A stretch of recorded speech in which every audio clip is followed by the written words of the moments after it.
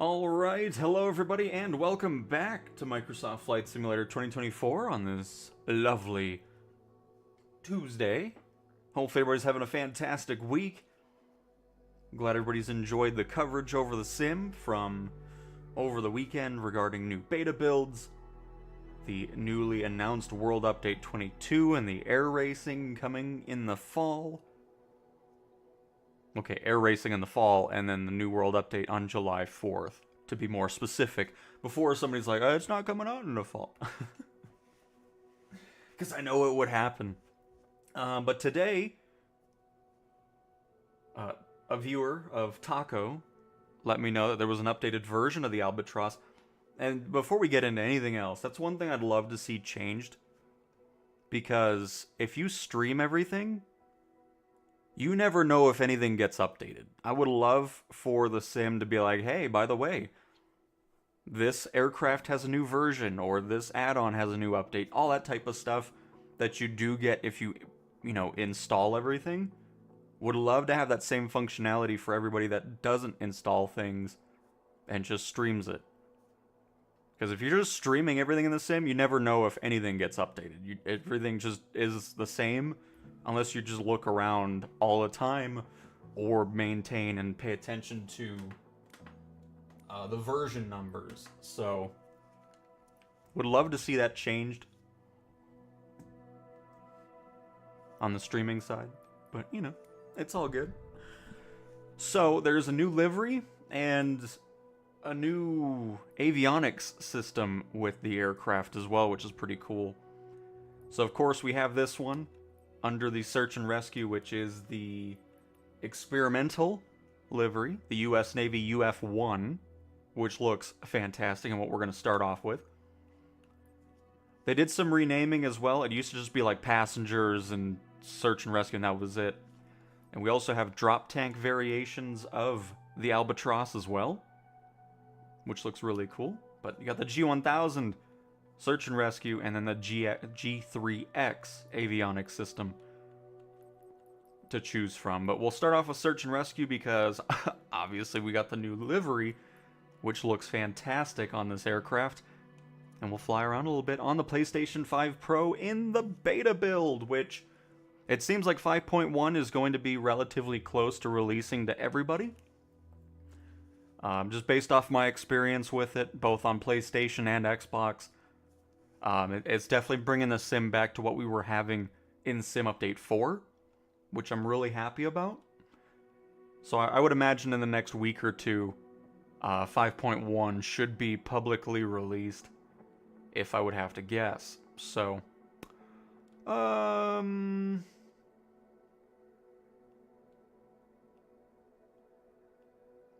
you know what? Let's start up by Ottawa.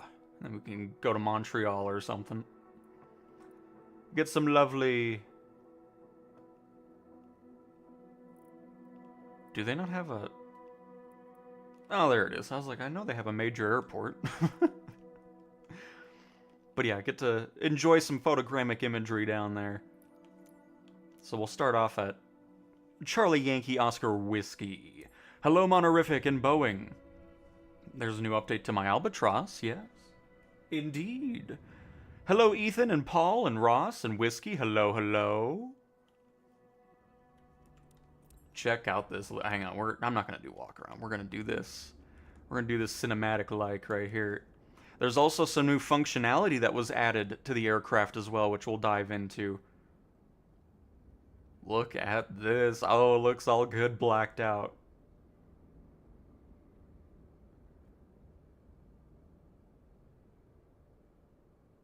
Now, all we need is an update for the Albatross to support career mode.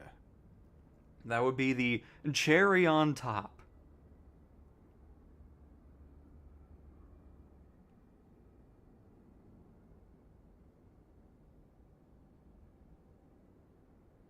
What a plane. I mean, it's always been one of my favorites anyways, but I love that it continues to get upgrades, some new liveries, new functionality.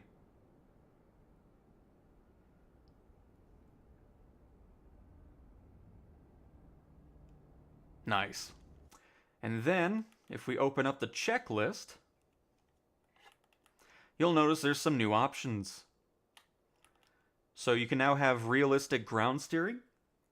If you're all about realism with the engines, you can have realistic engine limits as well, which is pretty fantastic. We also have the squat strut, which I believe is this. I could be wrong, though. Because that's just there in case the thing tips backwards and protects the aircraft, but...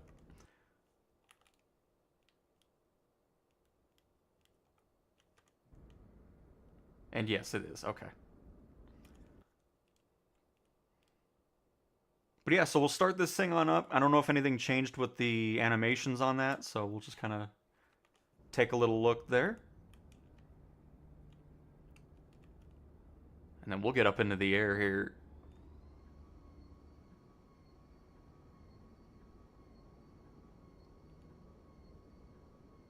Oh, by the way, hang on.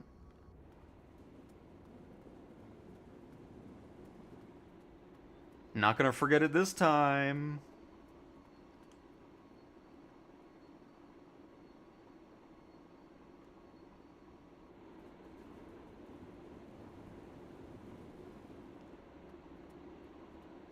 I don't know if it's just me, but it looks like the rotor animation might be a little bit different.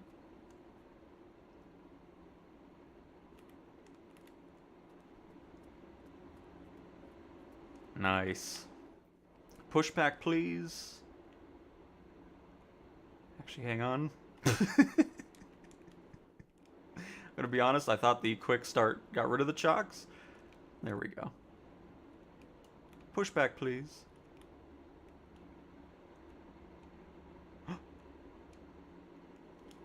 Oh, this will not do. Hang on.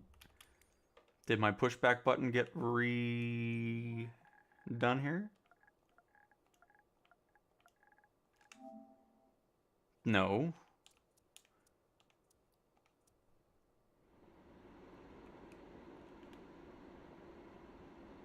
You know what? Fine.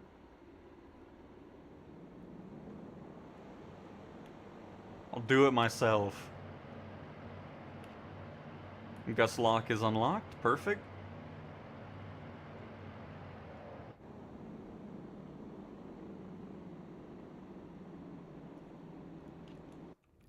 And one more check. Let me make sure my nameplates are on. They are? Okay, perfect. Good. So I want to see what the difference is between just regular steering and realistic steering.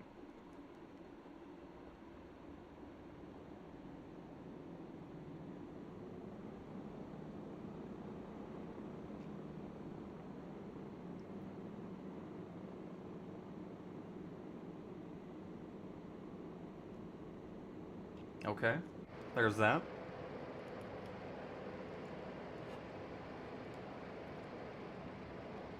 And realistic ground steering.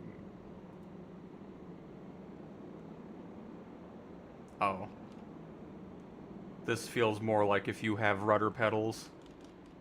Because now it's not doing... Okay. Well, there's that test done. Oops, I didn't mean to do that. Modern avionics, thank you. Oh, I don't want engine... No, I'm good with the engine limits as well. Alright, well, there we go. There's that. So it's basically like the rudder tiller option on the Airbuses.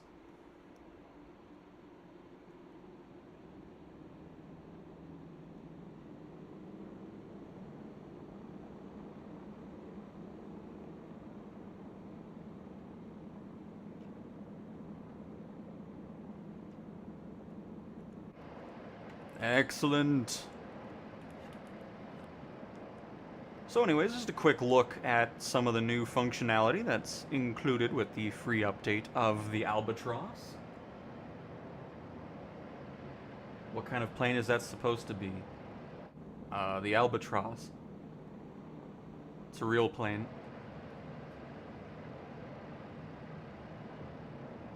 Hello, Toby. Welcome to the stream.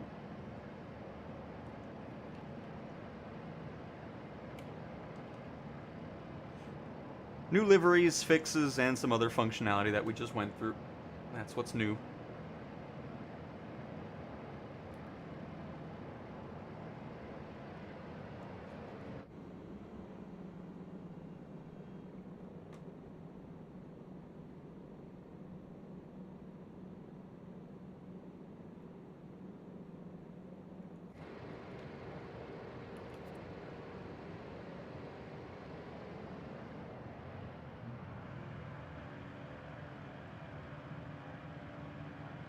And off we go!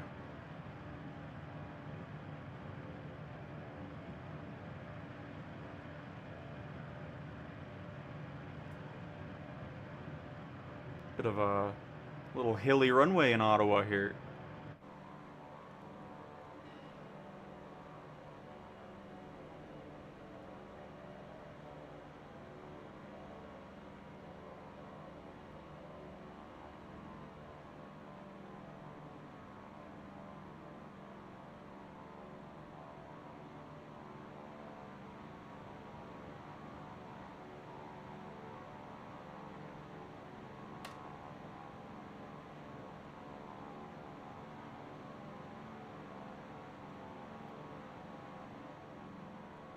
Oh, it just looks so good.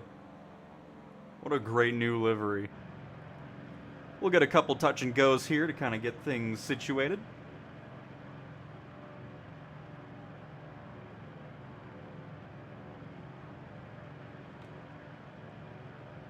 And then, yeah, we'll just kind of follow the river, head up into Montreal, and just kind of go from there. Get some water landings in.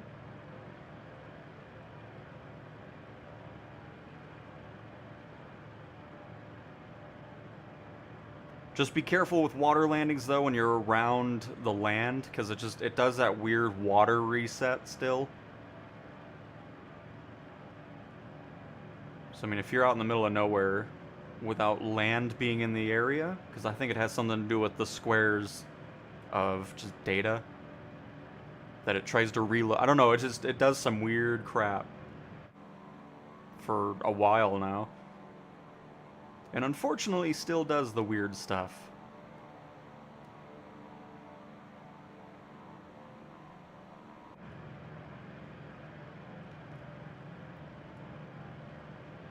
But you know what? As long as it's not memory issues and sim crashes, I'll live with it for a little bit. So...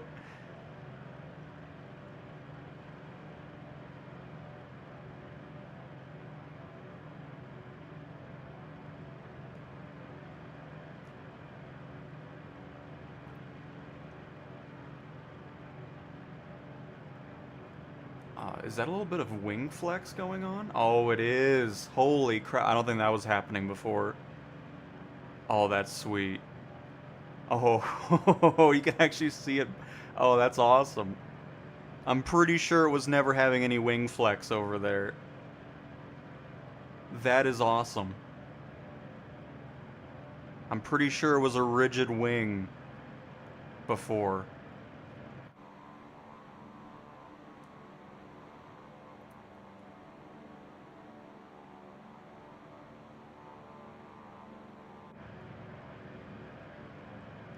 That's cool.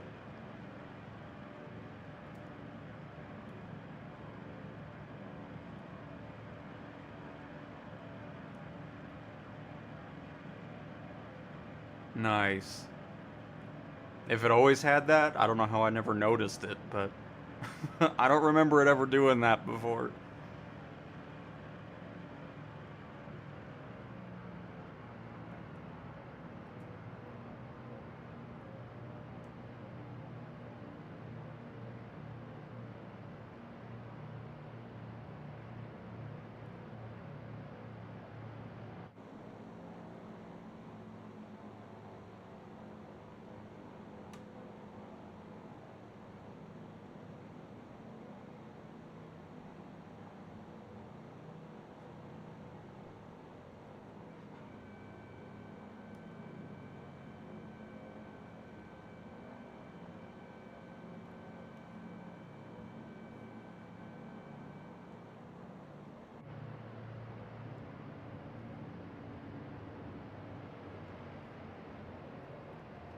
we're going to stick around the 100 knot range here.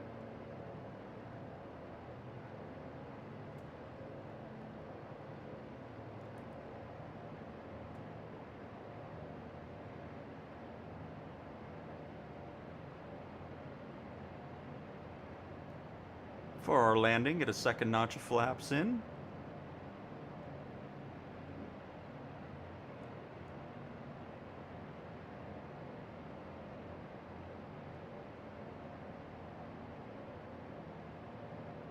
I see Kiwi Flyer in the goose. Very nice.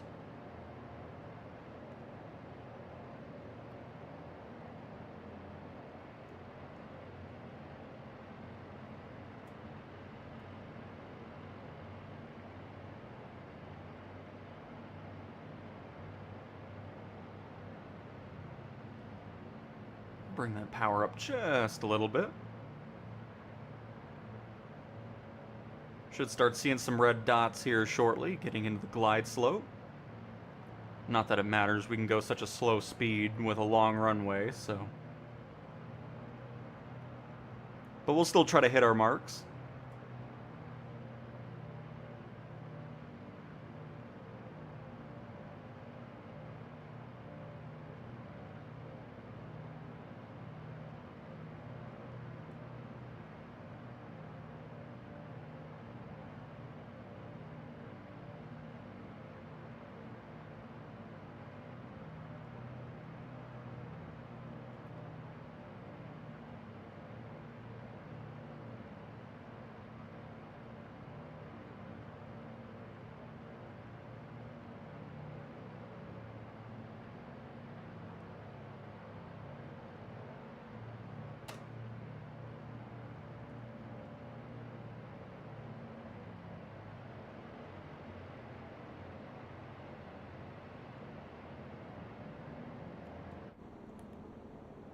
Oh, what a landing. I love landing this plane.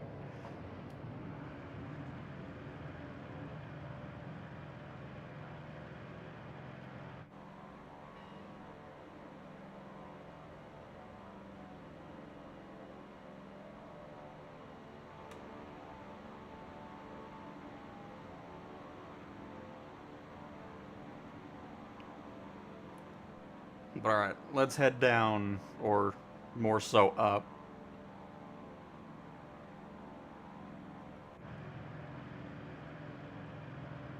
And Alan, good morning to you as well.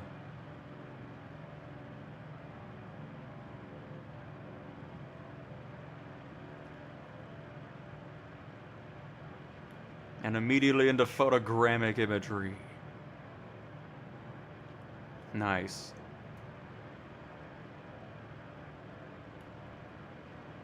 Let's take a nice look at downtown Ottawa.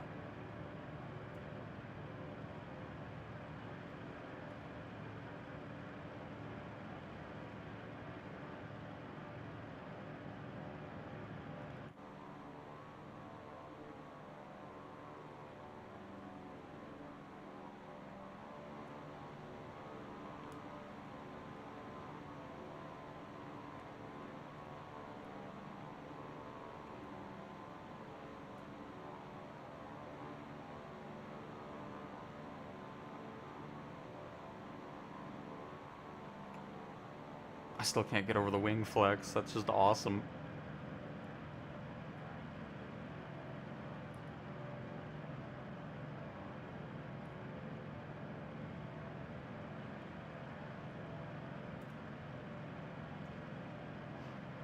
We may even dabble into a little bit of VR. We'll see.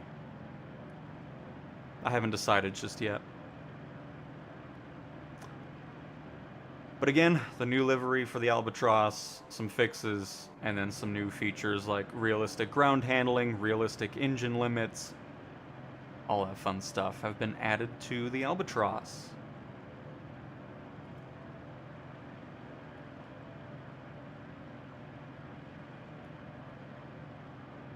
And I'm pretty sure the wing flex is new, so...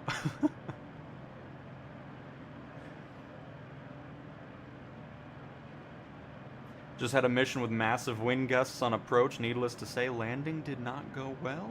Oh no!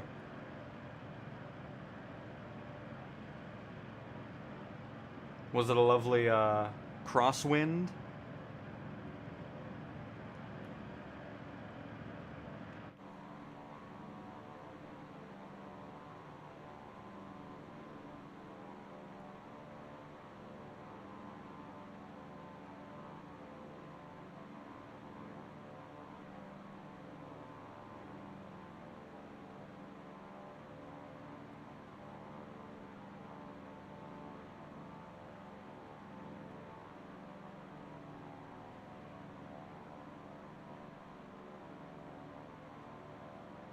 I bet that's like an art building or something, that weird Spotify logo looking thing.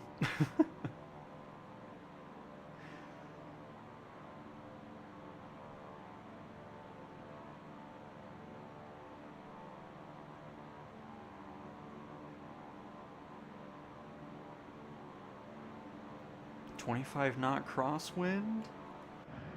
Here, let's...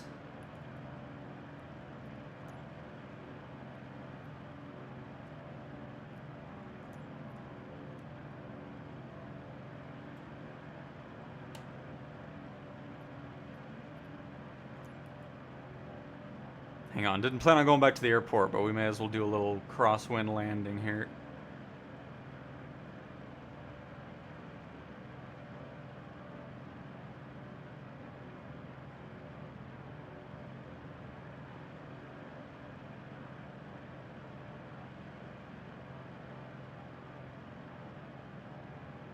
I want to make sure I get this set up properly.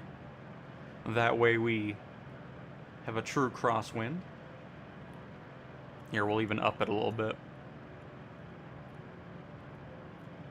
Because, I mean, that's one thing I always recommend is doing in free flight, is just having some really extreme wind conditions and just practicing there. Because if you go over the top with the wind and you can kind of get used to landing that, everything else will feel a lot more easier to kind of maintain. So we'll go for a 50 knot crosswind.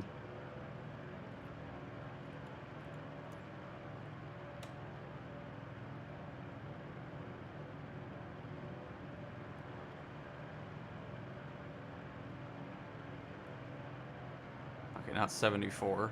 I don't know why my cursor's all of a sudden wanting to not... Oh, hang on, let me move the window. There we go. Now it'll be happy, see? Love it.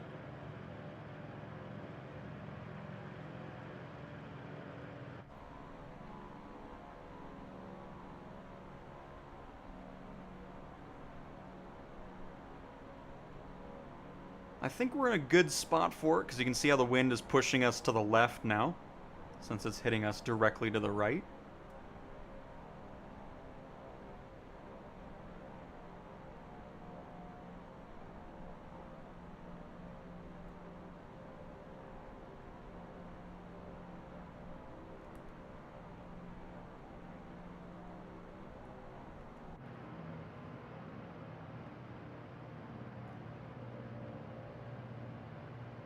Nice, co-pilot. You been checking it out too? Very nice. Where are we flying? This is Ottawa, Canada. The airport we are at is Charlie Yankee Oscar something? Charlie Yankee Oscar Whiskey. And Lord, hello, welcome, welcome. And Paul is in a goose, Grumman goose.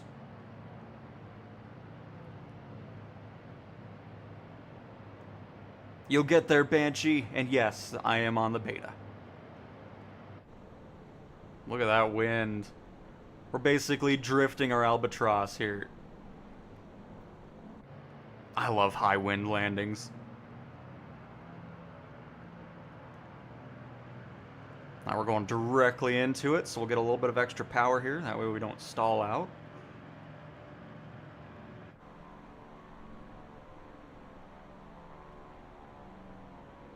Because, I mean, if we pull the power back, we could almost make it seem like we're floating. Which we're almost at that point anyways. You can see how slow we're traversing here. It's always fun playing with the wind. But anyways, while we're here, yeah, that's a landing.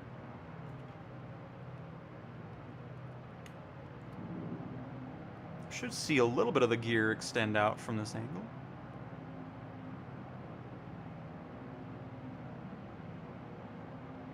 See? There we go. Hopefully you enjoyed that 2% of the gear.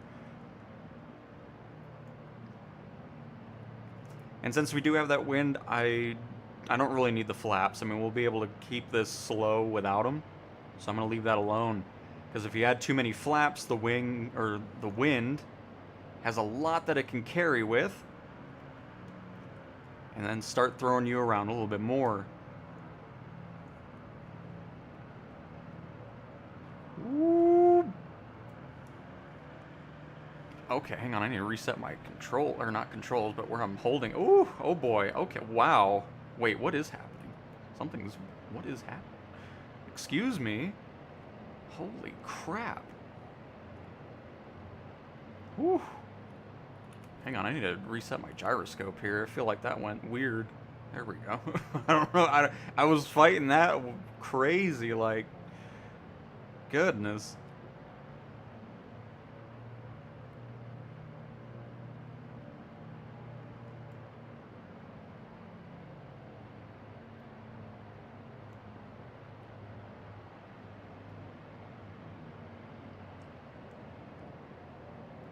Carry a little bit more speed than we normally would, just to kind of help us fight the wind if we get any gusts. A little right rudder to straighten us out.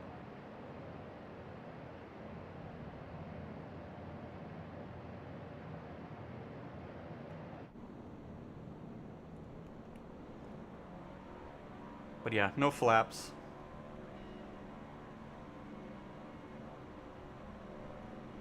Because the reason I don't do flaps is because, I mean, if you look at it and you have this all the way down or anything like that, and you have a crosswind, it has more to grab onto. If you're just running flat wing, more of it'll kind of just pass you by. But if you're just adding more areas for the wind to cause resistance or just lift you up, all that type of stuff.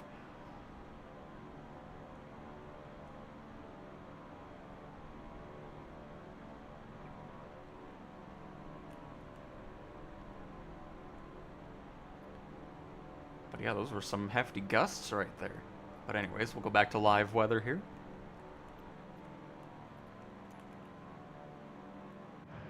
And we'll actually continue on our way. Got a little sidetracked.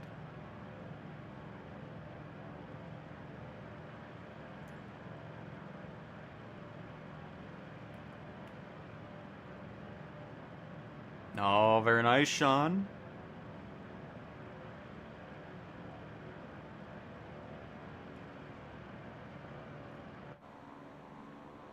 And what's going on bouncing? Oh, the PC... Here, hang on. Just stay here. I'm going to go back to the Albatross. I just want to show a PC-24 landing here. I haven't actually flown the PC-24 in a little bit here.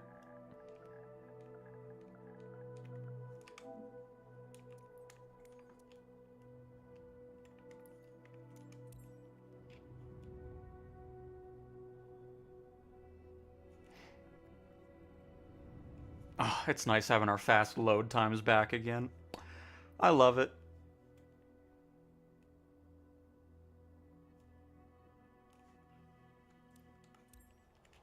Will there be more commercial airliners? I'm assuming you're talking about the marketplace on PlayStation. Absolutely. They'll eventually get there. And I think we've figured out why things were so slow. I think it was because of the WASM stuff. I feel like now that that's been upgraded and fixing crashes and everything like that, we should start seeing those airliners run in. So we'll see if that holds true once this update publicly goes available. If we start seeing more complex aircraft make their way into the PlayStation Marketplace after 5.1 releases.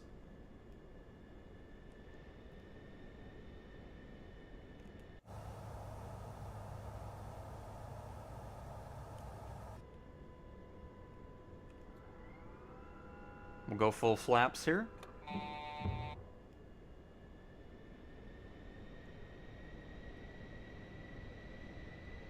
I didn't even realize it was an autopilot. I don't need you anyways, thank you. So we're going to sit around the 125 to 130 knot range on our landing.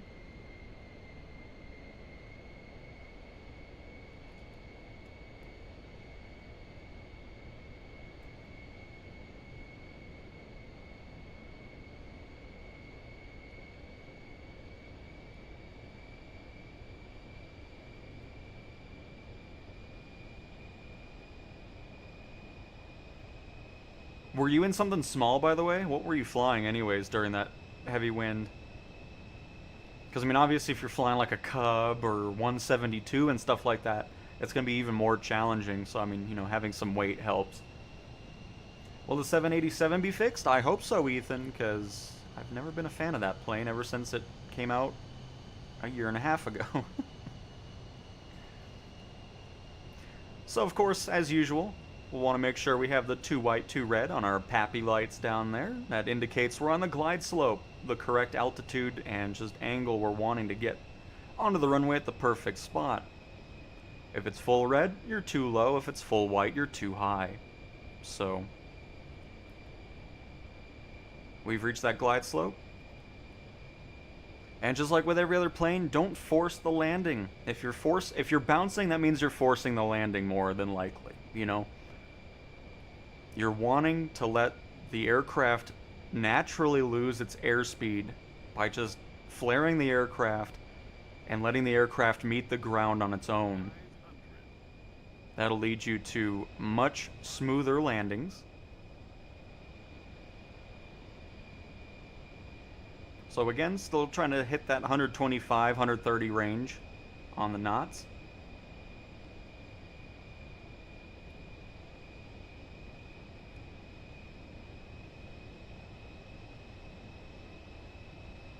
Welcome to the flight, Hammy. And Rin, welcome as well.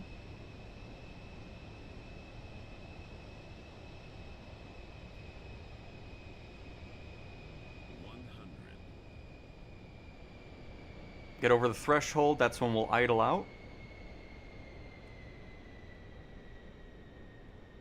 Flare the aircraft. And don't force it. Just let the aircraft drop on its own.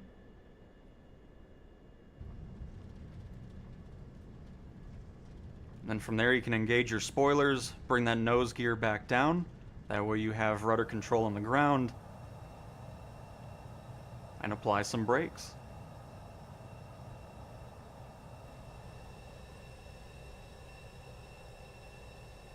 And there we have it. A little landing in a PC-24. But alright, it's back to Albatross. But hopefully some of that kind of helps you out regarding the speed that you're wanting to go to and everything. So,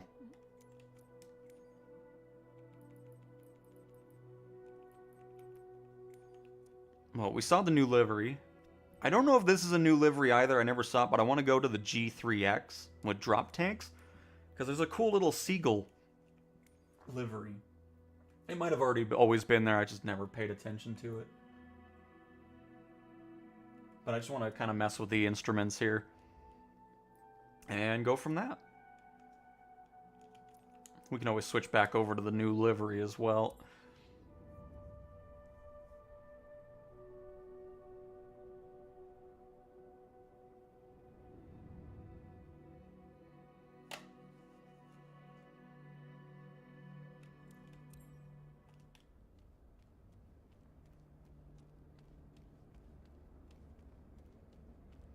Oh, what a plane. What a plane. You are welcome, Banshee. I love that plane too. It's one of my go-tos in career mode. Just make sure you don't go to the brown labeled airports, because in that way you avoid the short runways and, well, with 5.1, shouldn't have to worry about going to airports with no lighting, which is so nice. Because I don't know how many times I ran into that situation where I get to the end, it's like, oh great, there's no lights at this airport.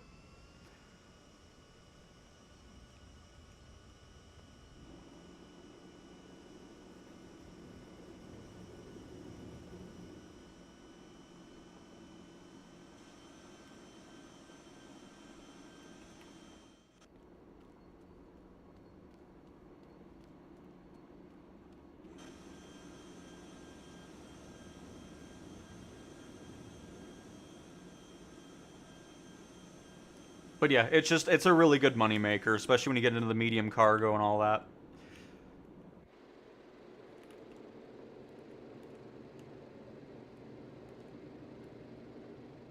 Clear out all these screens.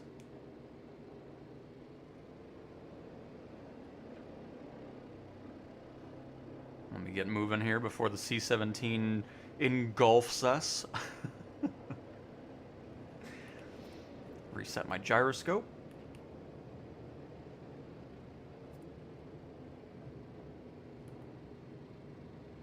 Well, I mean, considering it's about national parks and just low flying, there's no reason to have airliners in that trailer for World Update 22. It's all about that low and slow gameplay.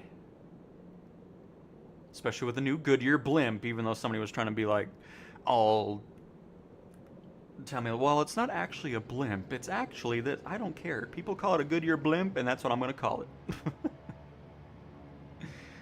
So, there. I can't wait to fly that new blimp, the Zeppelin.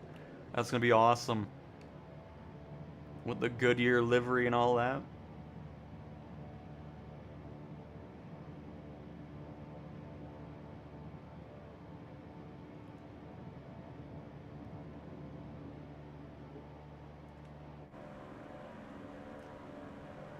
But alright, now we'll actually head up into Montreal here.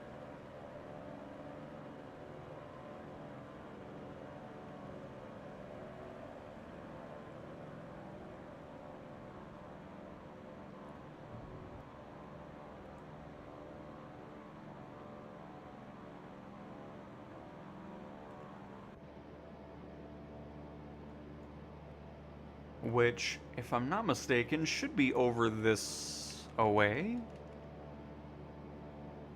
Yes. Perfect. So I think what we're going to do is let's head right, hit this river. That way we can do some water landings here before we get to Montreal. Do a little sightseeing there. And then go from that.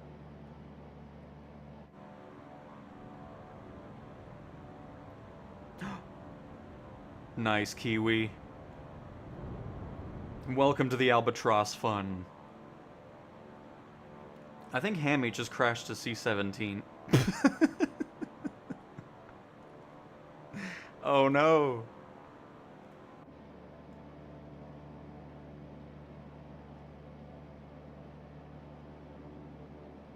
No problem at all, Miles. I love this plane as well. It's fantastic.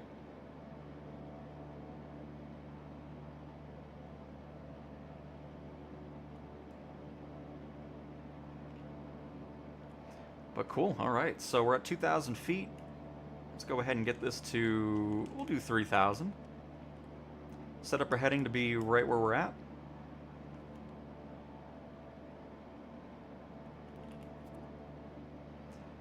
And we'll set our vertical climb to... Not to go that aggressive. We can just do 1,000 feet per minute since we're about 400 feet away from reaching that altitude. Easy as that. Oh, it was great having this type of display here. Oh, the plane still freaks out when you go into cursor mode. Mike Johnson, if you're watching this, please. Because this is something that they updated with Sim Update 5, but I've noticed a lot of planes when they get updated, or third-party planes, they still freak out with the cursor being engaged on the first time.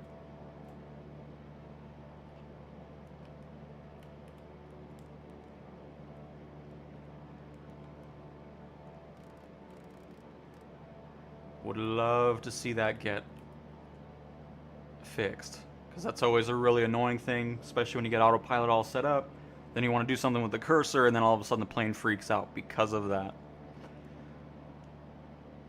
Because all I was wanting to do was open up our EFB, so I'll just need to remember that. Just open the cursor mode when we're not up in the air to kind of avoid that happening.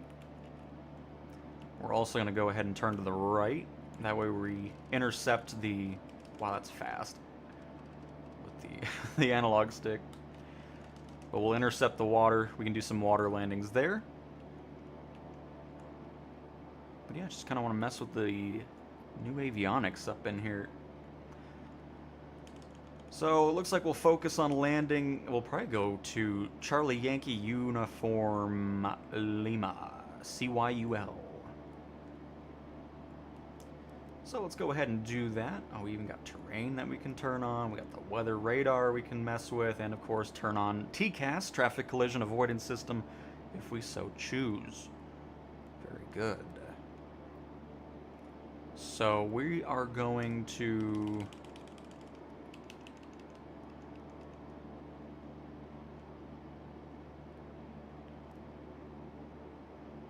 Of course, we can mess with autopilot from inside this screen as well.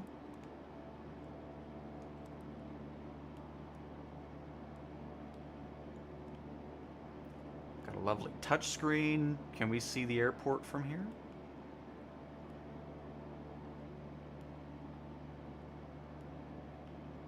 Nope, that's okay. CYLUO. CYUL, there we go. Charlie Yankee Uniform Lima.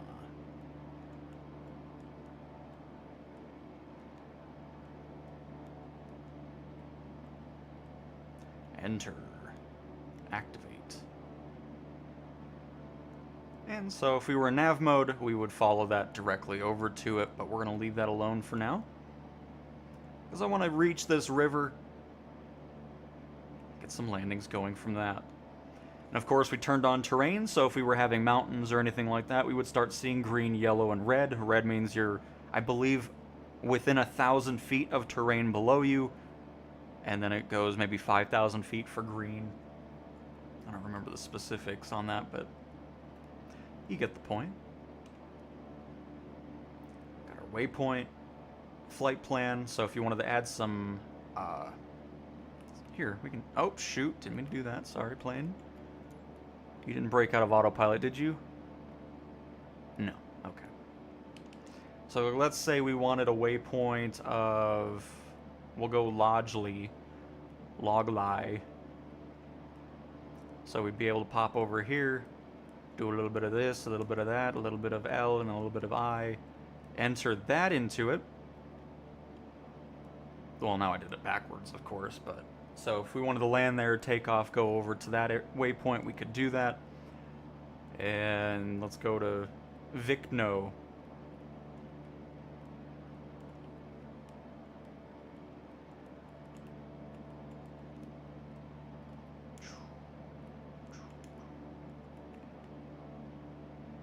Get that all going. Or if you wanted to clear something out, you can of course do this. And then have it set up the way we were originally wanting it to. Oh, there's even the... Okay, nice. You can even swap it before and after if you wanted to do something in between instead of deleting everything. Nice.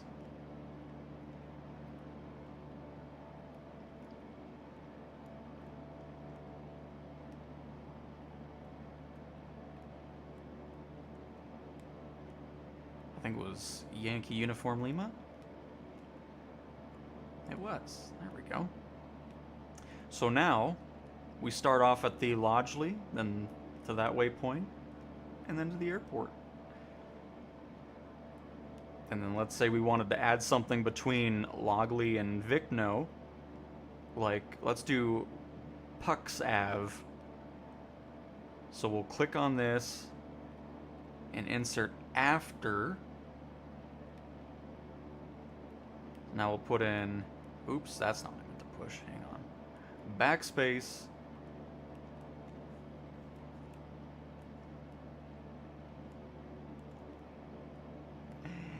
V.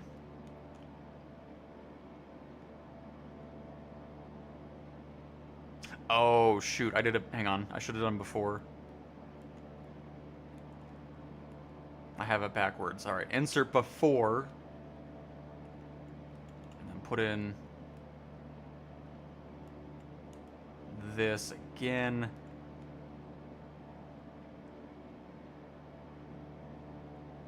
Did I? Oh, shoot. That's some. Hang on. I didn't. It's an X, not a K. All right. Before. I'll get it soon here, folks. Hang on. That's what I get for trying to rush it. XAV. There we go. All right. See, we got there. So now we just added something from where I want to start, an extra waypoint, and then, you know, all that type of stuff. Really cool avionics system. I love this stuff. Really handy. By the way, it is very turbulent over here in the live weather. You were kind of seeing us bouncing around a lot while we were messing with that. Because now we're in live weather. This is no longer preset. Oh, there's Kiwi. Let's get a good window view of them. Hello, Tin. Welcome.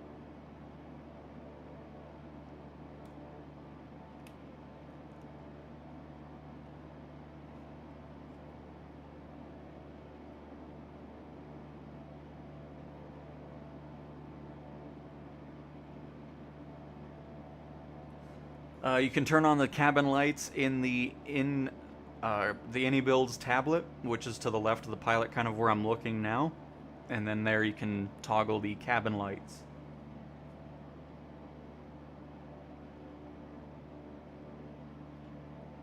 Hey Jadu, hello, hello! If you're planning a water landing on the way to Montreal, do it at Thurso and see if the little ferry is working. What the heck is Thurso?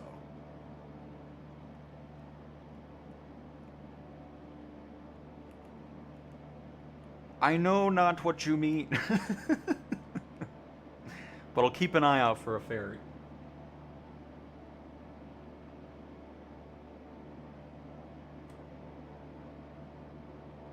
It's all good, Sam. Oh yeah, we'll definitely have to land by the track. Anything new for PS5 today? I mean, maybe, possibly. Like we were talking about before, with the new WASM updates to help with crashes and other... Because you saw in the changelog, the A2A's Aerostar, which isn't available on the PlayStation yet, was in the changelog for the WASM crash fixes. So I feel like once that gets publicly released, we're going to start seeing those more in-depth aircraft, and I think that's why we weren't seeing them yet. You know, the airliners and A2A black square type aircraft where there's a lot of systems and stuff. I feel like they might have found something that was causing issues with it, which may have been the reason why the airliners and stuff have been delayed or not pushed out on the PlayStation side. So I'm going to assume after 5.1 releases, we're going to start seeing more of those bigger and more in-depth aircraft that people are looking forward to on the PlayStation Marketplace. Would be my guess.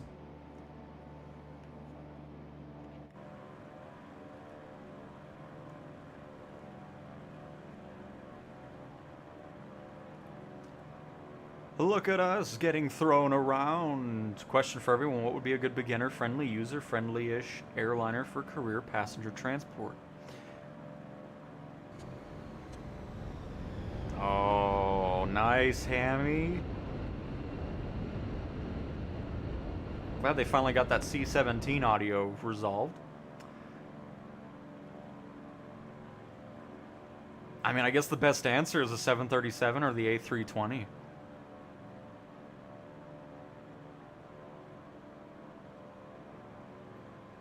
Either of those will be a good choice to dive into and kind of getting used to it. I'd recommend flying them in free flight just to kind of get used to it.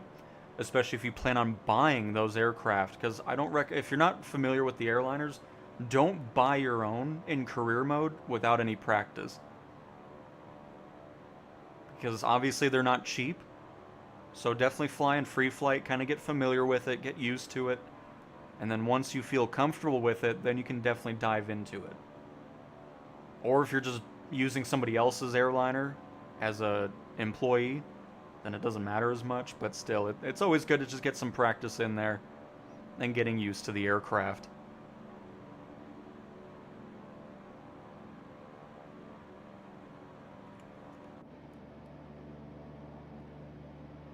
Alright, so we are going to bail out of autopilot.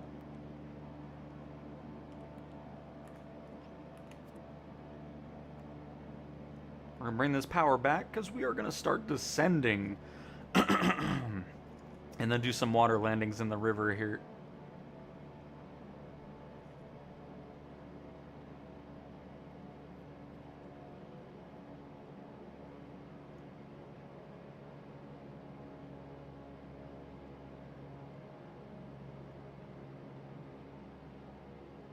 I'm assuming on the PlayStation, because yeah, I still get the missing content in the beta. I was finally able to fly the ATRs for the first time on the Xbox yesterday after this latest beta build came out, which was great to see because I haven't been able to fly it since it was updated. So hopefully on the PlayStation side I'll be able to fly it as well. Because for whatever reason the Aviator Edition planes don't pop up in the beta on PlayStation. The ATR, the C-160, the T-34B that I have, so some third-party planes have the missing content pop-up as well. So yeah, just some weird little oddities there that I'm sure will get knocked out. At least I would hope so before it publicly releases. Only 42 mil at the moment. It's alright. You'll get those PC-24 landings down and you'll be progressing through those credits.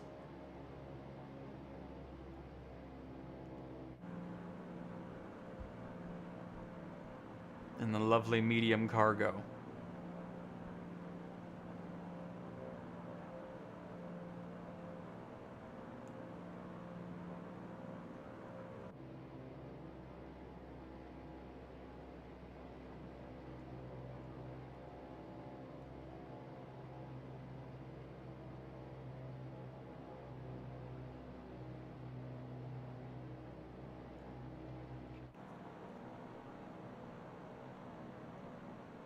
Citation 10 for season? Yes. Nice. Very nice.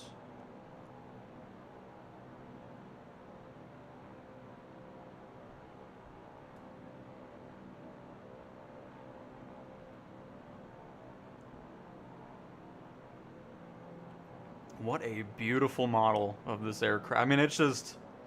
That's why I'm so glad Mike was working on the... I always forget the name of it, but we flew it from the Aviator Edition, just got updated. The macaroni, whatever, Marzaretti. I don't know what the thing's called. But he always makes excellent aircraft.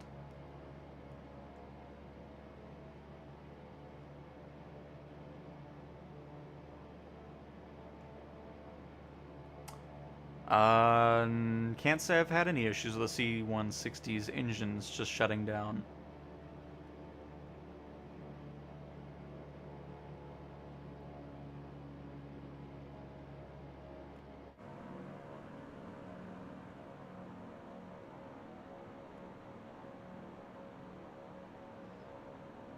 That was cool. I still saw the spray even though we were all the way at this distance from Kiwi.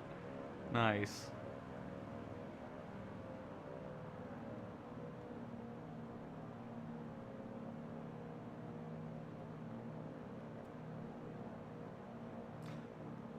There's no A380 at all in the sim. Except for the passive aircraft for the AI to use, but yeah, there's no A380 in the marketplace. There will be soon, though. Any Builds continues to tease their new A380 that'll be releasing later in the year, or maybe even 2027. We'll see. It'll probably be later this year. So eventually there will be an A380 in the marketplace.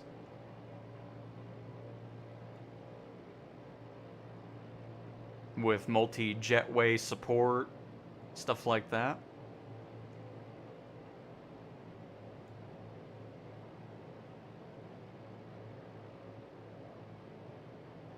Through OBS.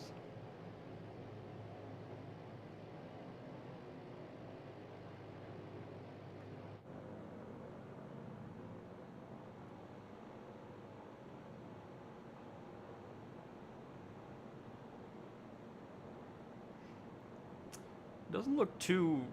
I don't know what was going on with the wind back there. Oh, the C-17 has conducted a water landing. Very nice. C-17s are capable of doing that, but if you plan on taking off again, that is not going to happen. It's great for a one-time water landing.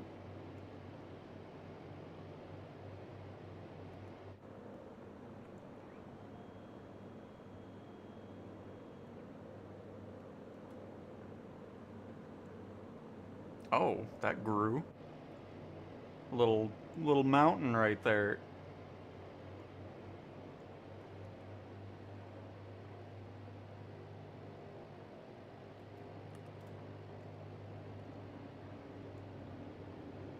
I hope I get the water splash effect on the windshield.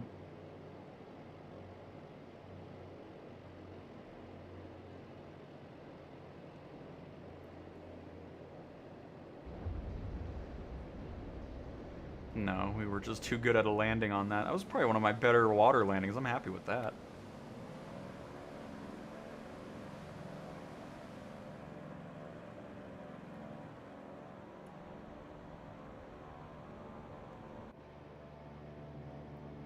But yeah, I'll get more interested in the ATR once we get the career update. Because I still haven't really... Well, I mean, it wasn't wanting to work on either platform, either console, so... Wasn't really flying it anyways, but yeah. I'll get more into that once... Look at that ship, by the way.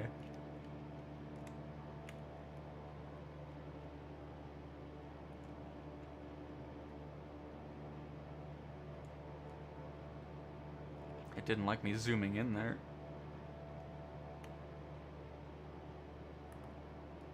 But anyways, I'll get more into the ATR once that gets its career update. Oh, it's a great plane, Jason. Love this thing. Is Pigtown's in the new blacked out? Yeah, that's such a cool livery. Because in case you're just joining, this did get an update. Got some fixes in there, some new functionality in the checkboard, like realistic engine limits, realistic ground handling, and of course that new livery that you're seeing back there on Pigtown's. Look at that. Oh, it looks great. Yeah.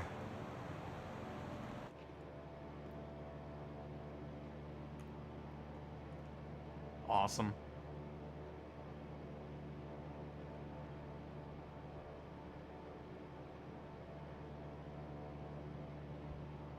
Little wave. Nice. Hey, Danimal, welcome to the stream.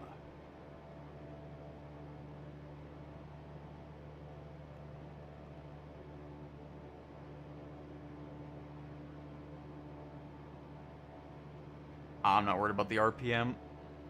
We don't have the realistic stuff in there, so we're not having to worry about it.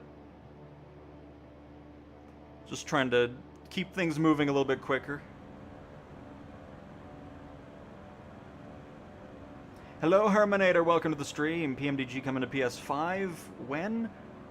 There's going to be a much better chance of that after 5.1 releases. Now that they've got some lovely WASM fixes regarding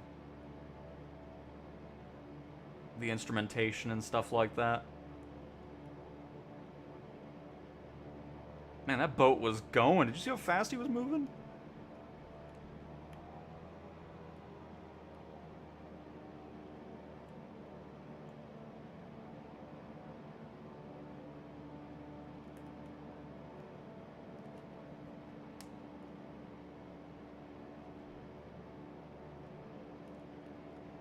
I can't wait to do the air races with everybody. That'll be a blast. In the fall.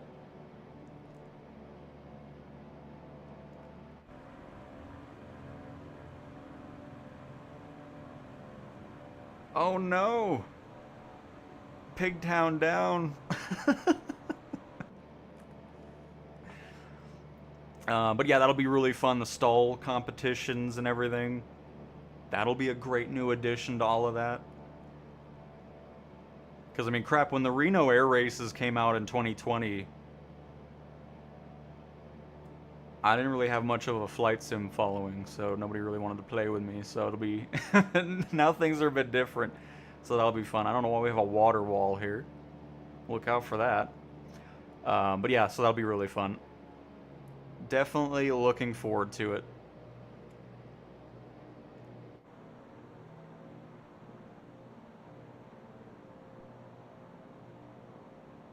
Oh my, oh. Oh. This must be some secret Montreal base going on here. They're trying to hide it, but it's too late.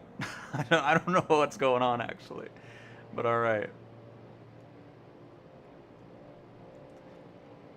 There be a boat in my way. Sorry, we'll land next to him, spook him a little bit.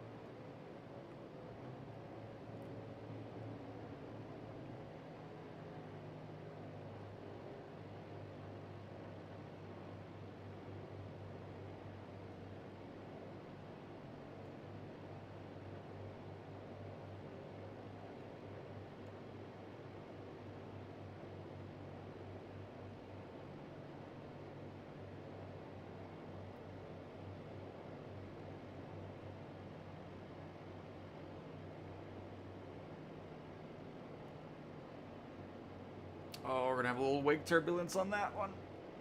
That's alright.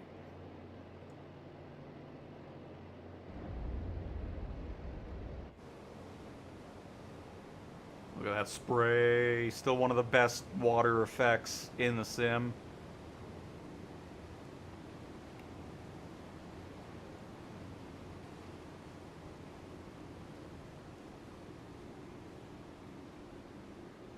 Let's see if it does the reverse effect. It might not be powerful enough to even do that.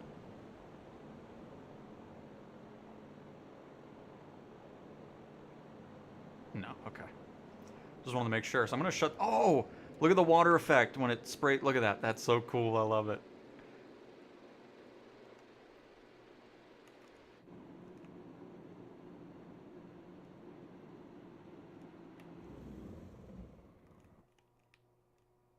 Alright, so we'll get the checklist back out here. So again, some new options. We also have a left and right side door option in the checklist now as well. We're going to go ahead and open the nose compartment door and nose hatch, because then we're going to throw the anchor out. Oh, the Sea Star. Nice. And... perfect.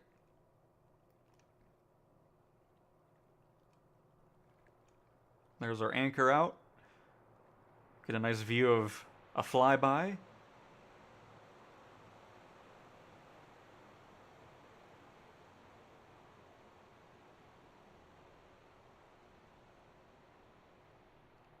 Oh, it's always so relaxing when you land a water plane on the water. Love it. But yeah, then you can open these side doors now, just from the checklist. And if I'm not, yeah, I should be able to open these as well. And of course the emergency exit.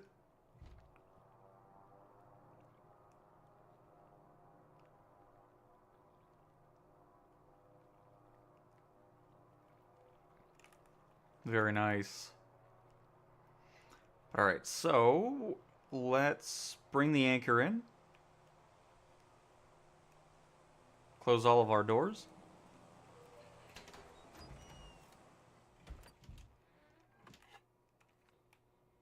Start this on up. I like how the Sea Star has its gears when it's on the water. Unbelievable.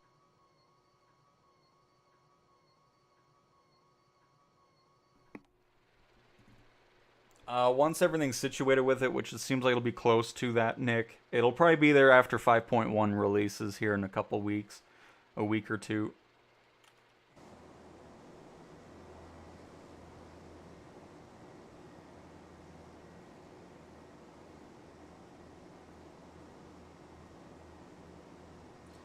We're on US East, and we are to the east, or yeah, west of Montreal. We are making our way over to Charlie Yankee Uniform Lima as an airport. We'll be kind of just flying around Montreal, checking out the photogrammic imagery there.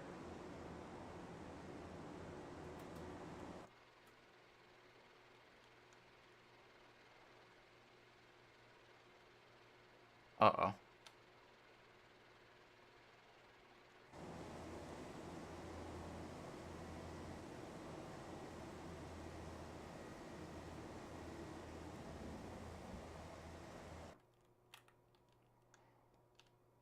Hang on.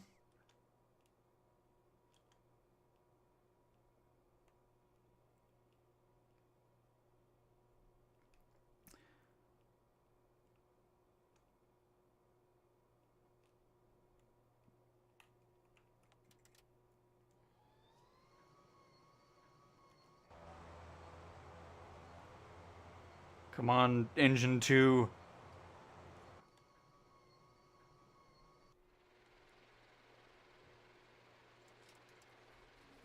Yeah, there we go, okay. It didn't like something on the last quick start, so we're good now. Excellent. Let's go ahead and turn ourselves to the right a little bit.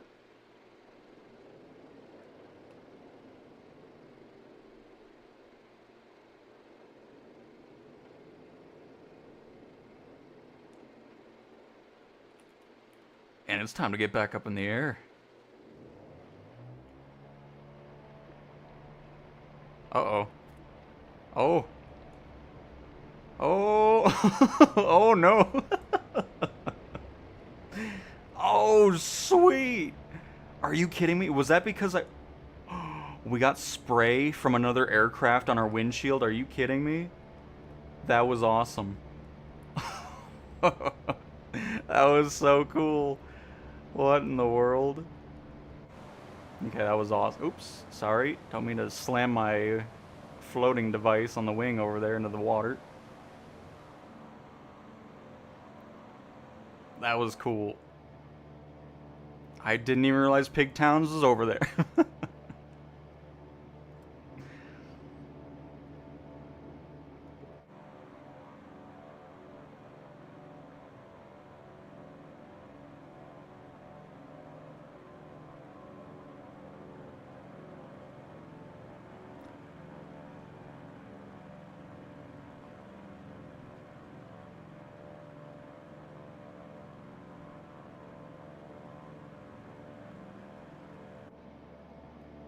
And away we go to Montreal.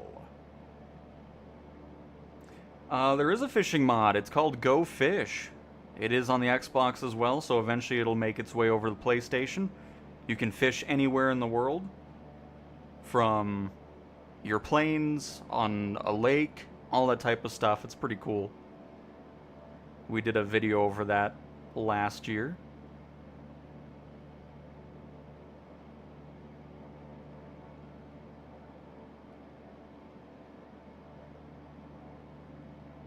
But yep, exactly, Paul. The Dance of the Albatross. Coming to a town near you soon.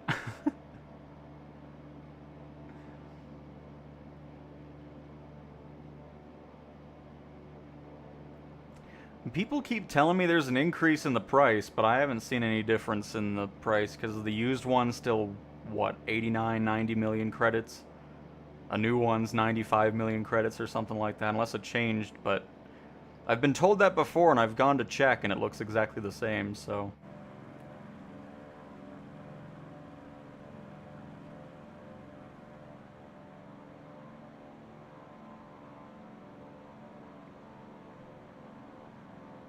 I do not know.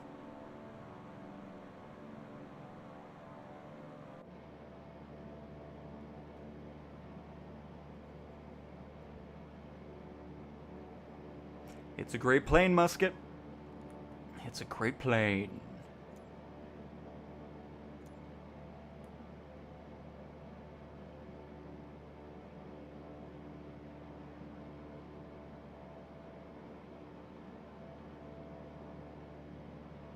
Sean, no idea about that.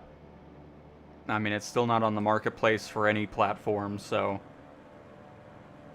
it'll be a little bit for the bow, but I'm very much looking forward to it.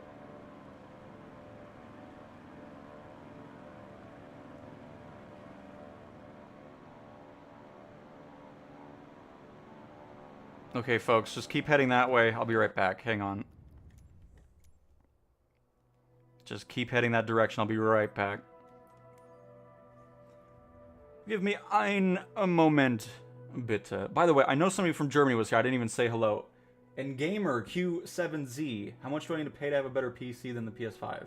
A lot, especially now with RAM prices. I'm thinking of getting PS5 Plus to play along. Definitely do it. We'd love to have you here.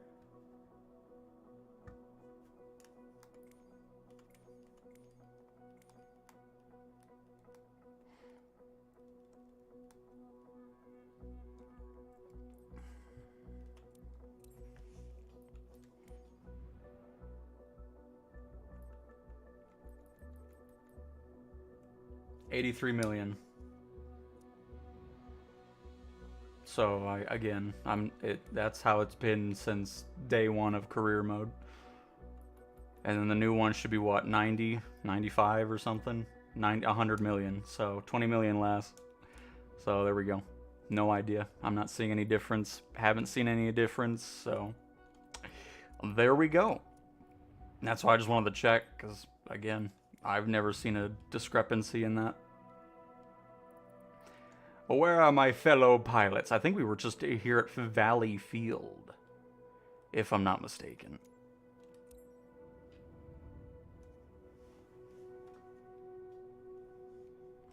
I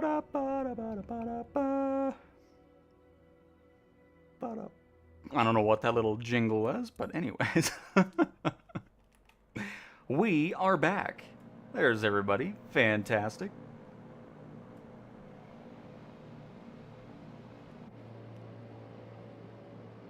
Oh, there's some old satellite imagery down here. Holy crap, this is 2007 nonsense right here. Ugh, generic buildings. Disgusting. It's alright, we'll see some photogrammic imagery in Montreal here. And Womble, no idea about anything and when they release in the marketplace.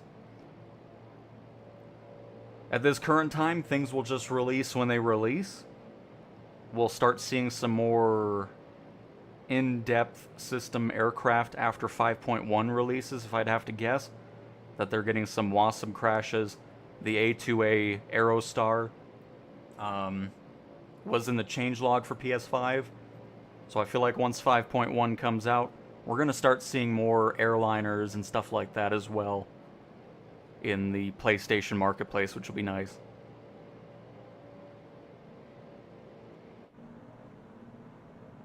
Hopefully with Sim Update 6 we'll get some livery customization in career mode, but the last developer stream it still sounded like it was pretty far away.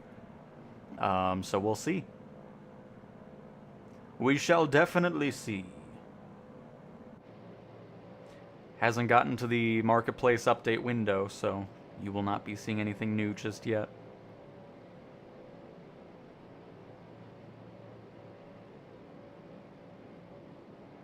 Whatever your current time is, add 27 minutes. So the 30-minute mark of whatever hour you currently have is when the marketplace update window opens, and then it closes at the top of the hour. So it's a 30-minute window where things release in the marketplace.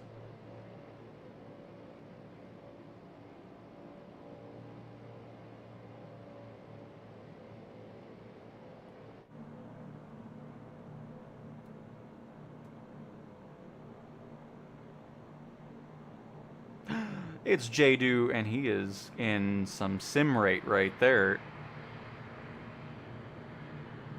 in the CL415.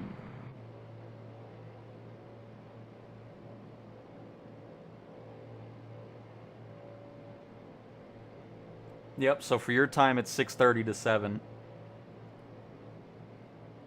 Nothing releases earlier than that, nothing releases after. It's always just kind of in that window. So if there's nothing after 7, then that means nothing else is releasing. Or nothing will release.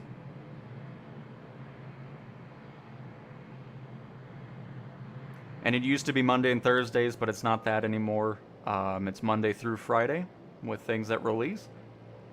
Which is why I kind of... I mean, if it's a big day on Monday with a lot of stuff to talk about, then sure, I'll do a separate one.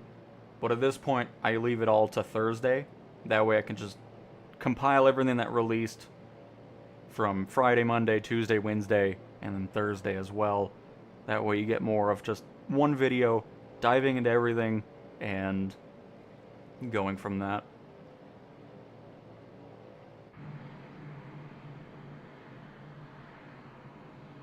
That way I'm not just spamming your subscription feeds with a video of one thing in the marketplace, and then it's like, okay, there's your video.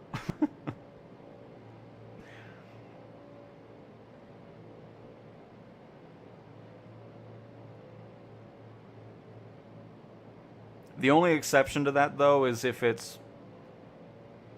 Well, I don't know. I didn't do it for the PlayStation when the T-34 came out. I just think it's pointless to do one video that's like 30 seconds long for one plane in the marketplace. So, I mean, if it's maybe a multi-release... Unless it's something special, like, you know, a first airliner or something, then I would definitely do a specific video over it, just to let everybody know about it. But yeah, other than that, it would kind of just be cycled in with the overall marketplace video.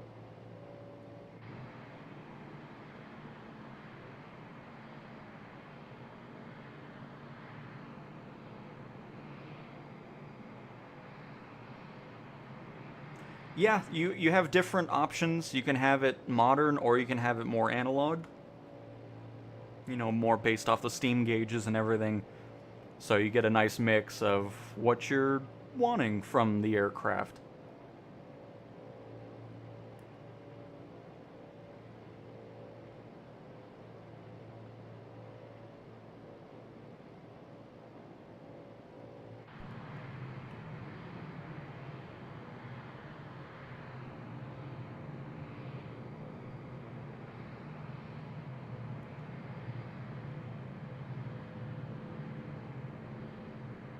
That's a cool golf course right on the island here. Especially once you get to this part, this must be really peaceful. Just no road noise, no anything, and then a cool view. That's awesome.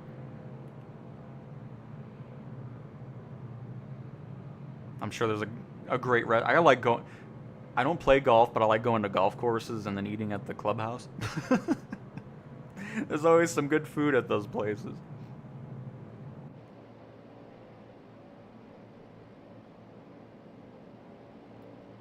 Yeah, Taco, I mean, I was talking about this in the beginning. I would love to see it for players that only stream stuff, because if you have stuff downloaded, you'll know if there's an update, because it'll let you know. But if you just stream everything, you don't even know updates happen. Like, it's just in the background, there's no prompt, there's no notification. I would love to see that happen for the streaming side, where it's like, hey, the Albatross is a new version and stuff, you know, that would be, I don't know, would just be nice, because then I know I can look into it.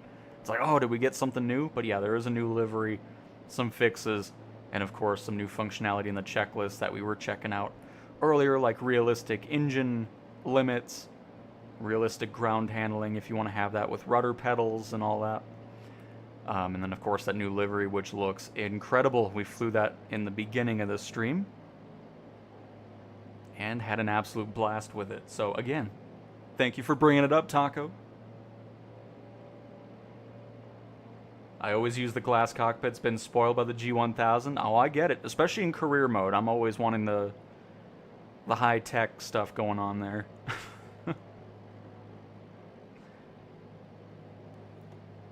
That would be nice. I don't golf either, but I always love a nice... Exactly, Alan. That's the way I feel, too.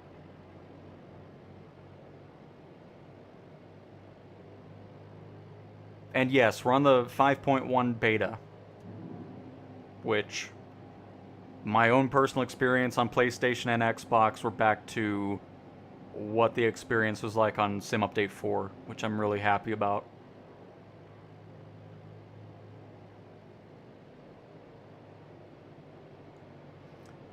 So in career mode, there's a menu called Specializations. In there, you'll see the requirements to unlock the other companies. Oh, and Hammy, you weren't kidding. Got some lovely little bumps on approach here.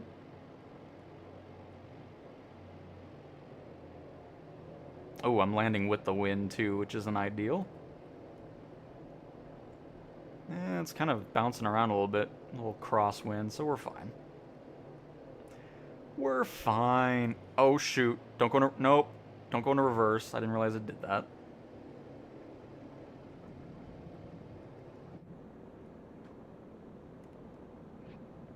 Nice.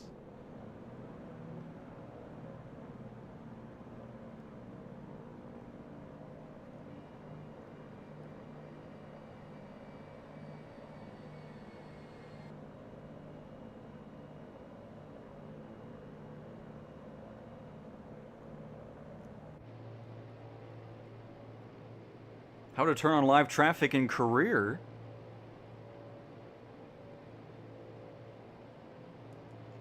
Hopefully you enjoyed that dramatic pause.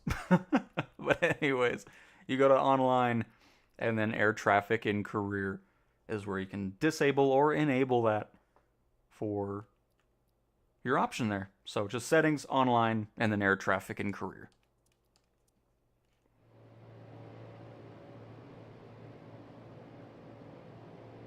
I appreciate it, Benjamin. I try. A good old gyroscope on the DualSense controller.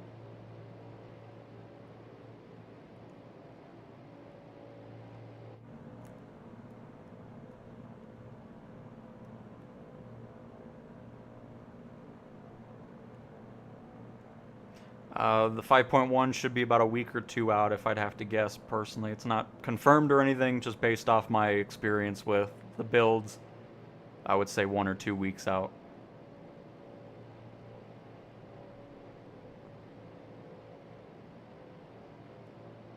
Tank God, I can show you right now. Just stay around here. I'm going to come back. We're not done with the flight yet. But if you go to career mode and go to the specialization window here, because there's a couple of things that you need to do in order to get a new company. It isn't just you get the specialization and then it's there and that's it. So it's this menu right here, specialization. From here, you'll get all the requirements that you need for the future things. So like, let's say you want to do skydiving. You need to get to level 8. You need a commercial pilot's license in the certification menu. You need to score, I think it's maybe 5 or 10 airplane missions with a C or above rating. And then, of course, a certain amount of airplane missions with a landing smoothness above 50%. Once you have all the prerequisites completed, it'll be green here. But that doesn't mean you're done. You'll go to the maps over here, and then once you do unlock something, it'll show a golden mission. I won't be able to show it here because I'm in the beta build, but there'll be a big golden star mission on the map with the logo of the company. You'll have to complete that first one in order for the missions to populate in the world map.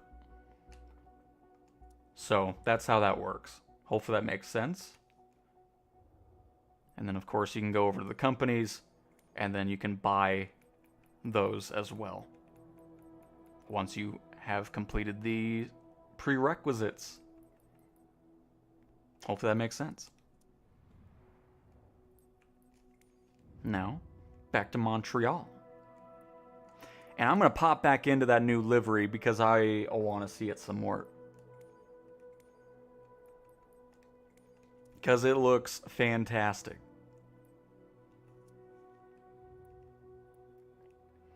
And we were right around here.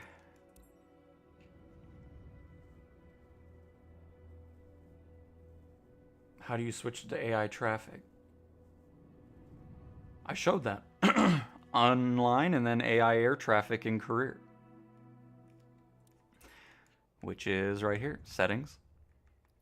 Online. Air traffic in career. Right there. And that's it.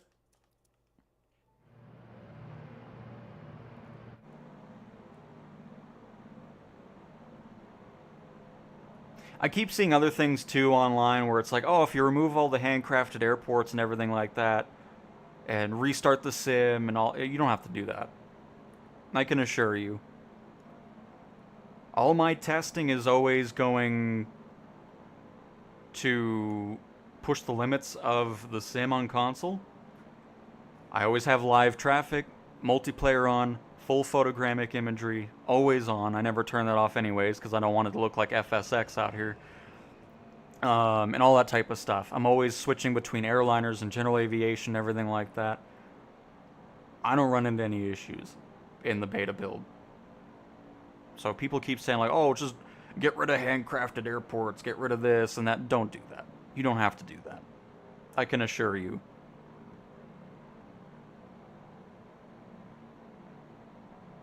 Or the people that say like, oh, if you're flying over photogrammic imagery, the sim is unstable and everything like that. That's not my experience either. You know, it's just, you don't have to turn off key functionality of the sim in order to run it. So, just thought I'd clarify that as well. But, there we go. It didn't work. I don't know what to tell you then. That's the only option there. I've never seen AI traffic not work in career. And nice ops, very nice.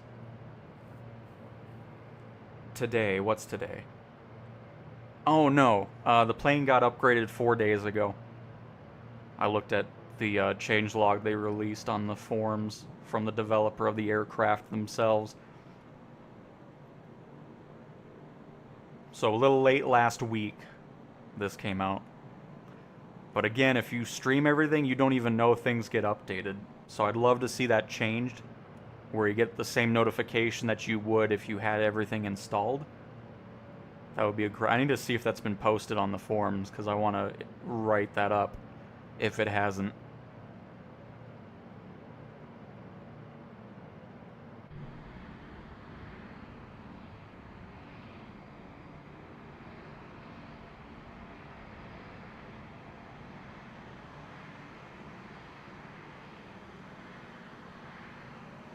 It's Montreal. And of course, the track is just over here to our right. Very nice, Jadu.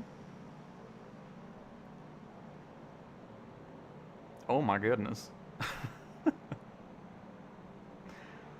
at all the pools on the rooftops. Nice.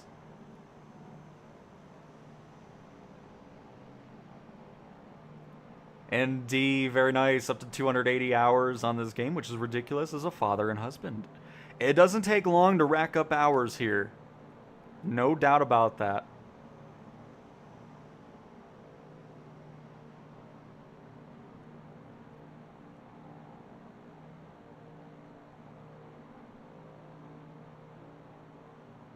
How can you see where you're going in first person? Does it make it harder for you? I never fly in first person. I usually fly in third person.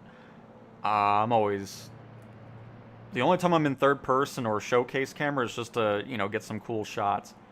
But when I'm landing, I'm always first person in anything. Helicopters, airliners, general aviation, private jets.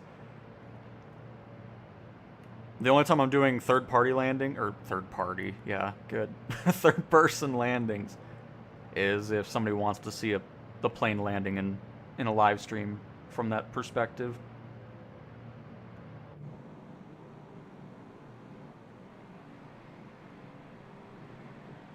A little bit foggy here, hazy going on in Montreal here.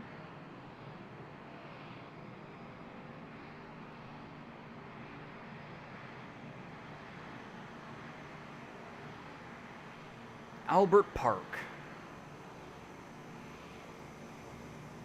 You see this right here? I'm almost tempted to get a landing in right there. That looks fun.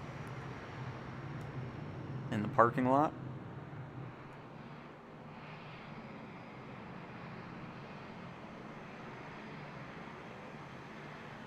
Let's do it. Oh, the only thing I need to worry about, though, it might be bumpy down there. Hopefully not.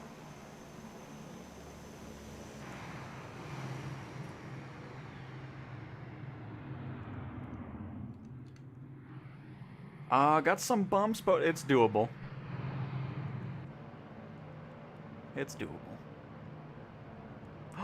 We do have that too, but no, we'll make it work. Because I am at 63 hours in the latest beta build that came out.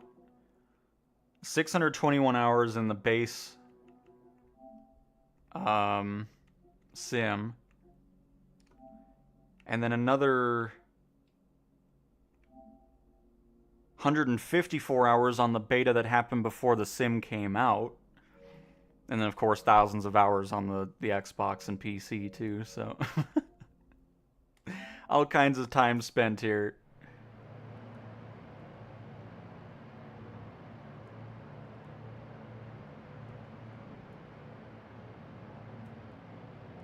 And don't regret it one bit. The sim can have its frustrating moments like the Sim Update 5 release, but it won't keep me away from playing the sim.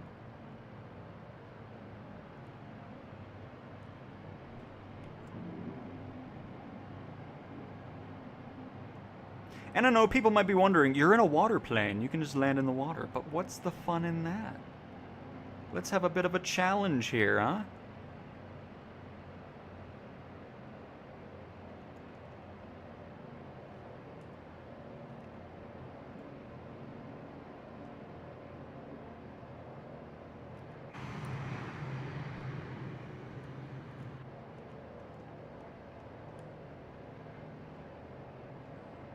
Missed that orange tree.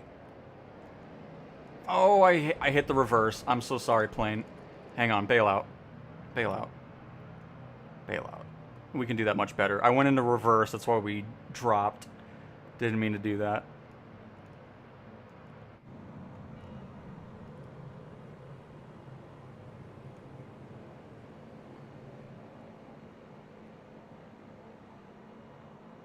Redo.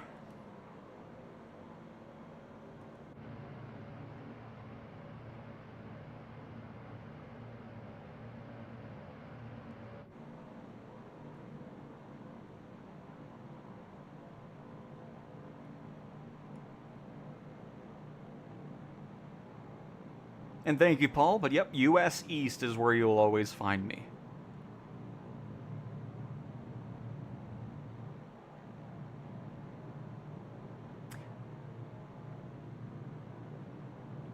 Most of the time that works in the beginning, and then if you restart the sim again, it'll still pop up with the same missing content warning. I mean, hopefully it doesn't for you, but that's been my experience with that issue.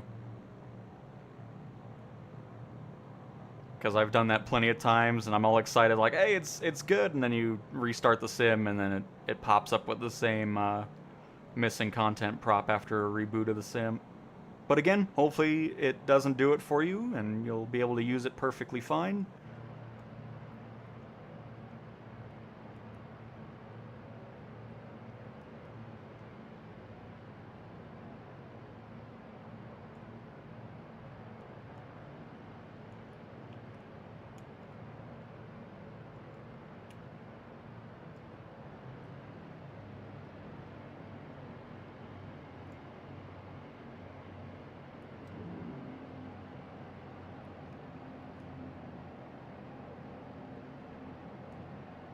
Are you on the public version of the sim? Because, yeah, there's nothing changed there. You'll still see the memory issues there.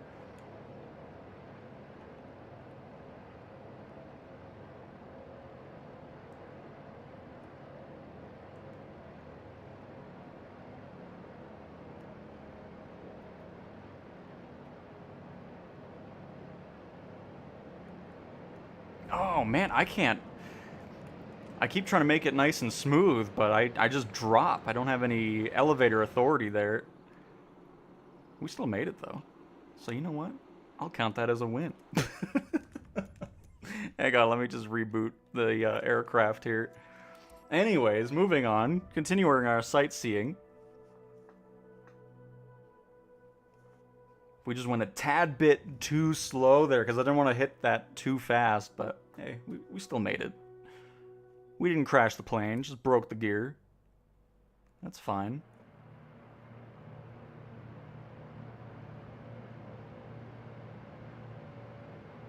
And I mean, yeah, exactly. I mean, you see a bridge, you can't just not fly under it. Are you able to pick the gate in career? No. The missions will just spawn you wherever the mission is set to.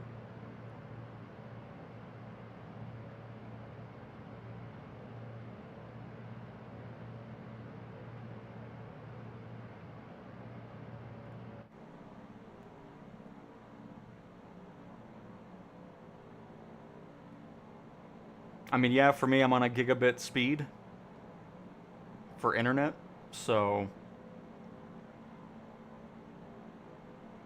speed can be a factor in the streaming side of things. But I mean, if you're up in the hundreds and 300s and all that stuff, you should be fine too.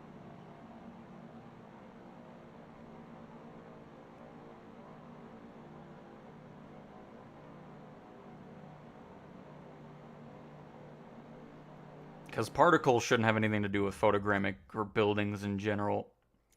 Because mine's set to low. This has something to do with like the dust effect and water effect from the spray and all that.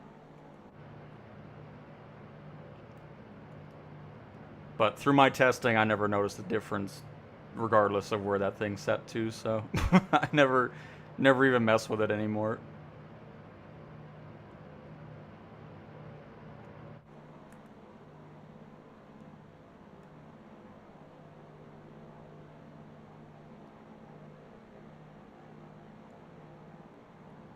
It'll be interesting to see with Sim Update 6 if the PlayStation version of the sim gets the ability to install stuff.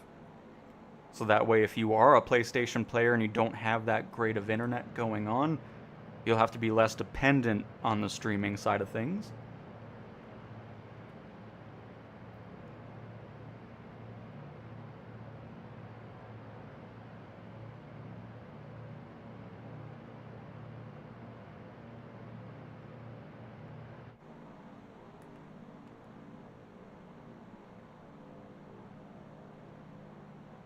Right, Ops? They look great. Can't wait for the new world update as well. It's going to be all focused on the scenery of the national parks. That's going to be such a fun time. Just doing the few before and after shots that I did for the announcement video already looks awesome. So very much looking forward to it. The one thing I hope they'll be able to fix is this.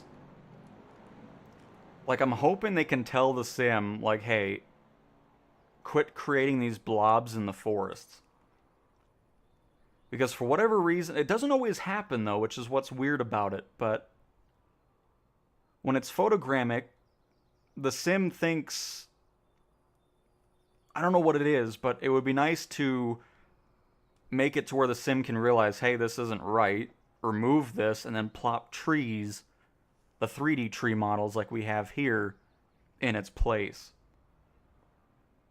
That's one thing I would love to see improved in these types of areas.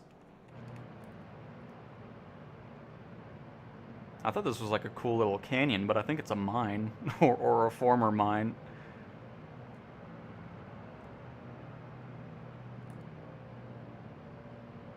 Because those blobs of nonsense lead to that lower frame rate as well.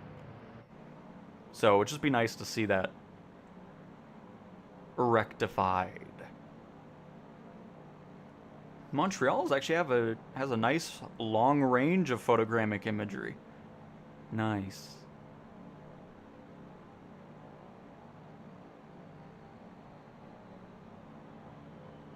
Oh, you're good, Banshee. No worries. No worries at all.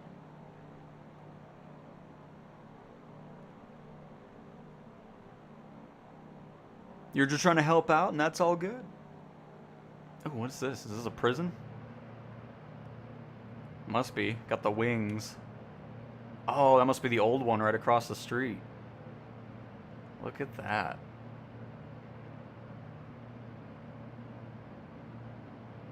Hello to anybody watching this stream from this prison in Montreal. I'm sure that's happening.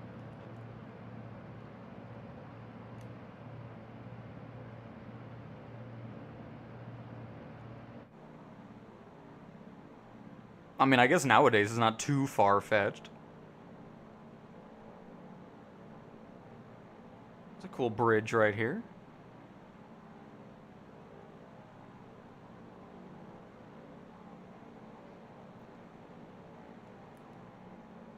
I want to talk about something else too, because I always see this more and more now.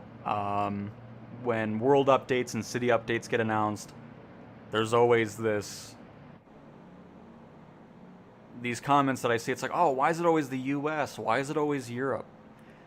People need to realize that a lot of countries either A, don't allow photogrammic imagery and stuff like that to be taken. B, they want a lot of money. The governments, there's a lot of steps to go through in a lot of countries that they're just not going to bother with. So, if you're ever wondering why world and city updates are always mainly in the US and Europe, that's why. It's just a lot easier to get planes up in the air, a lot less of a hassle, and they're able to do it. Because, I always see like, oh, why don't they do China? China's not going to have planes going over. Stuff like that. There's just those types of examples. And those people that were mad about World Update 22 being in the US, they're not going to be happy about the new city update that is going to be happening probably sometime this weekend. So... But yeah, I mean, that's the main reason. I mean, it's cheaper and just a whole lot easier to get this stuff done in the US and European countries. Would they love to do it in those types of places? Sure. But chances of that happening for, places like Turkey, that'll never happen. Because countries want that type of data to only stay in their countries or hosted on their servers. There's just all these not loopholes, but steps that countries are like, oh, you can do it, but it has to be through our way. All that kind of nonsense. So they're like, no. And we'll move on. So, so I just thought I'd talk about that because I always see that.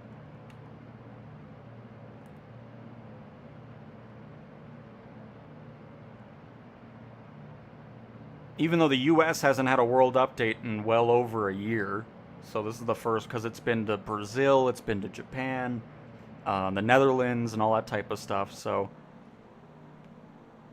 that's not to say we won't get stuff outside of Europe or US at some point. I'm sure we'll have some outliers where world updates will happen in some cool places. I hope that happens.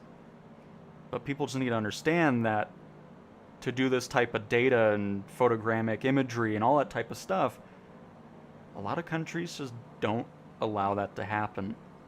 Or they just want way too much money to allow it and all that type of governmental stuff.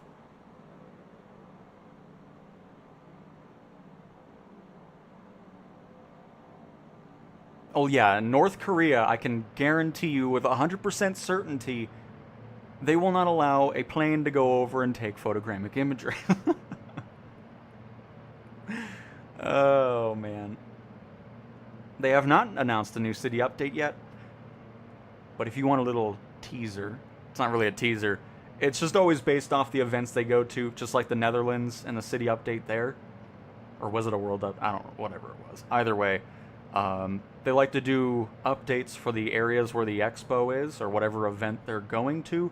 So the next one is going to be up in Minnesota, so probably St. Paul and stuff like that will be the city update this weekend.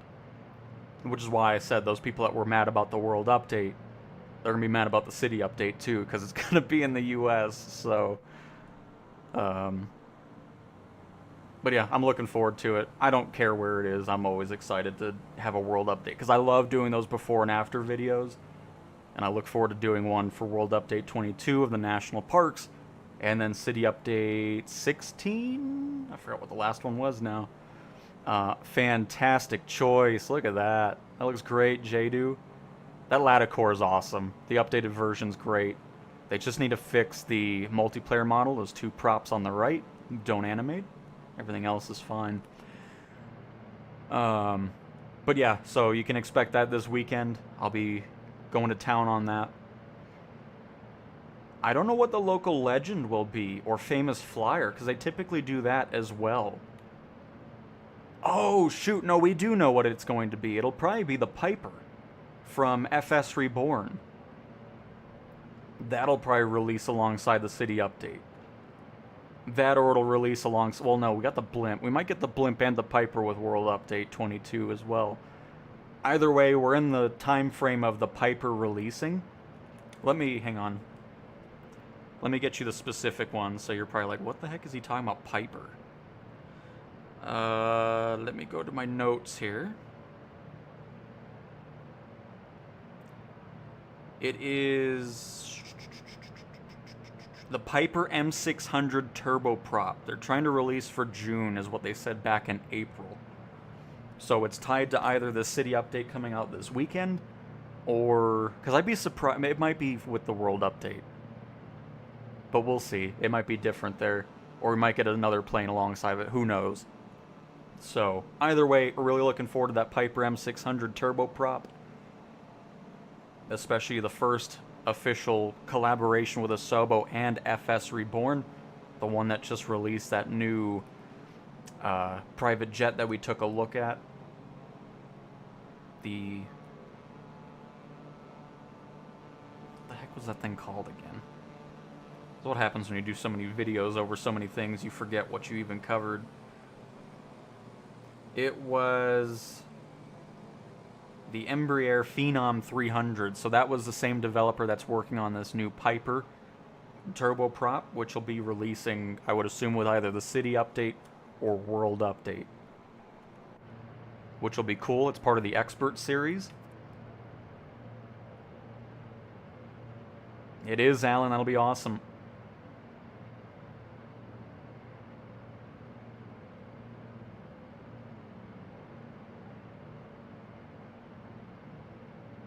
I just hope in the future, career mode will just be in the free roam environment. It's probably the top of my wish list for the sim. Because yeah, you can have the AI traffic in there and all that, but it still just feels so barren. You know how cool it would be to just fly around in free roam, doing your mission, or if you're just flying around in free flight, you'd be able to see other people doing a passenger transport mission in a A330, or somebody's fighting a fire off in the distance in a CL415. You know, that type of aspect would be awesome for career mode. Getting away from that isolated area that career puts you into and just having it to where everybody's in the same world, I would just love to see that. Is it something that'll happen in 24? Probably not. But one can wish and hope, so would love that. Can't see anything new on the marketplace. Gotcha. So yeah, we'll give it another 18 minutes here. Or 22 minutes here. And then at the top of the hour, we'll check as well, see if anything releases.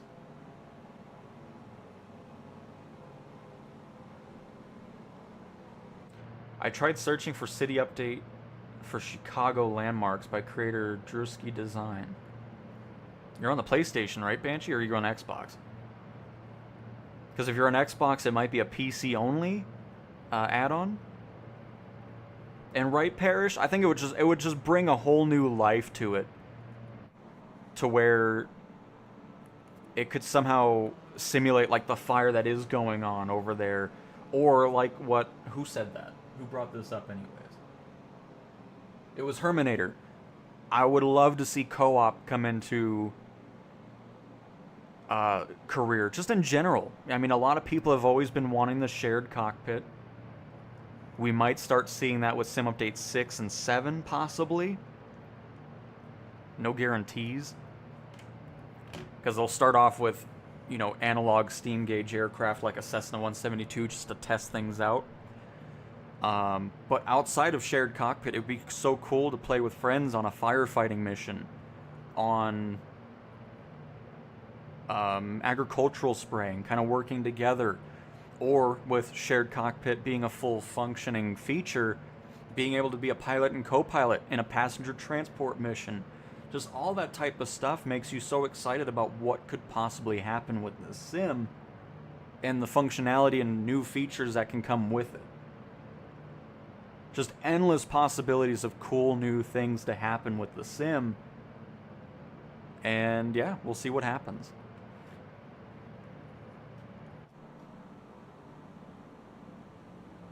Alright, we'll get a water landing. Oh, yeah, we'll get a water landing in here, and then we'll take off and do a regular landing at the airport to our right here.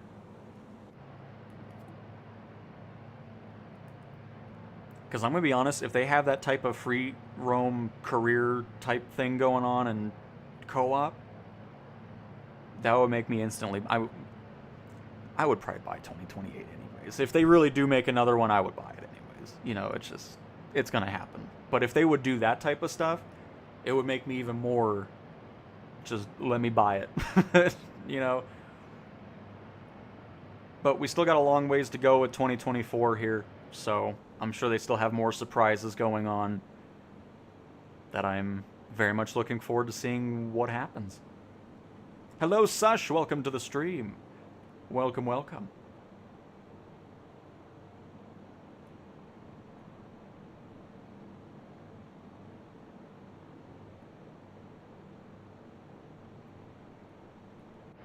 Because I don't think Asobo's announcing anything new at the FS Expo. I'm still... Oh, by the way, let's talk about this. You do not know how happy I am to see Flight Sim at the official Xbox showcase.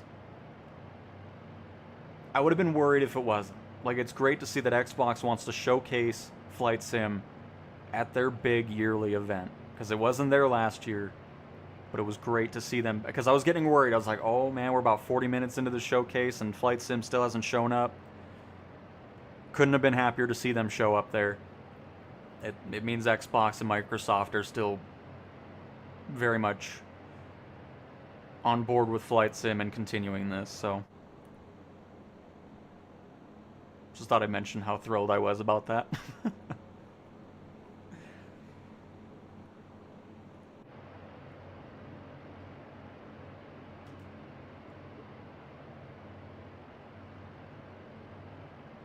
I would moan and complain on my way to get my wallet to buy the game. Yep. Exactly. Yeah, exactly, Ben. Because, I mean, if they weren't there and then they would announce it at a random Flight Sim Expo to only focus... Because it's a great way to showcase the sim to a wide range of hundreds of thousands of viewers during that showcase. So it just couldn't have been happier with... Oh, my goodness gracious. Laticore is causing some frame freezes, but we're good. We're back.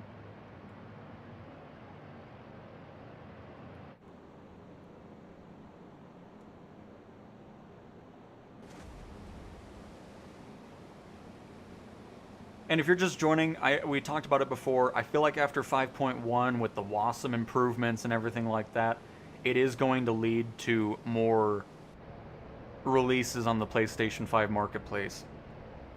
Because here, I want to showcase this. Because in case you didn't watch the beta build update video, I'll just let this do its own thing here. Hang on. Because I want to show something that I thought was very interesting. Oh, goodness gracious. And now I'm choking. But hang on. Because if we look at the changelog, something was very interesting in there. Let me get the picture of it and I'll plop it up on the screen. And this is why I think once 5.1, this beta that we're on here, fixes the memory issues and everything like that, gets released to the public, it is going to... One, let us release airliners and more in-depth aircraft, but two, probably release them a bit quicker. So, let me get this WASM API up on the screen here. I don't want to record, I want to take a picture. Oh my goodness gracious.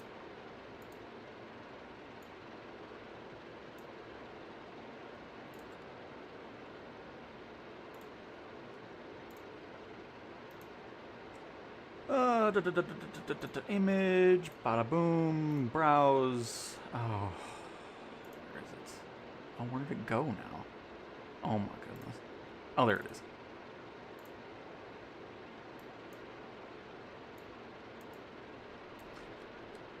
The first one, fixed base address for virtual allocations of WASM modules linear memory on PS5. Avoids crash with the Aerostar 600. This isn't released on the PS5, and that's why it's interesting, because they could have just said nothing regarding PS5. It's just PS5 and then with the plane that isn't even here. If you don't know what the Aerostar 600 is, it is from a developer of A2A. They make very highly sophisticated aircraft with in-depth systems and everything of the sort. So here, let me get a good picture here.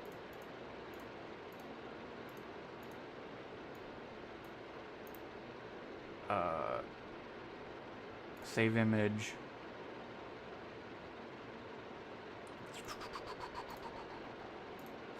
So it's talking about this plane right here. This is from A2A. This isn't on PlayStation yet. So the fact that they're talking about, you know, the WASM stuff there, avoids crash with Aerostar, that must mean this plane is getting close to it. Just know, since these are highly detailed aircraft, they're not cheap. They're in the $50 range. But the reason this is exciting is, especially with this one, fixed WASM failures on PS5 when modules have been built with SDK 1.6.9 and higher, which I'm assuming a lot of that SDK of 1.6.9 and higher are built around like the airliners and everything like that. So I feel those changes right there, those two for the WASM API, is going to lead to PlayStation getting things like the airliners, those highly detailed aircraft and everything like that. So once 5.1 releases, I feel like we're going to see a much wider range of add-ons releasing. And this might have been the reason why airports have been kind of delayed and other add-ons.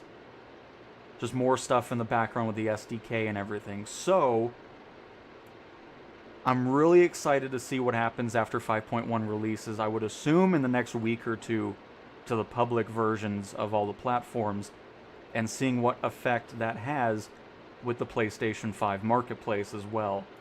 Because then I think we're going to start seeing PMDG airliners and all that fun stuff. And any builds and all that. So just thought I'd talk about that a little bit more here, in case you weren't paying attention to the beta build videos.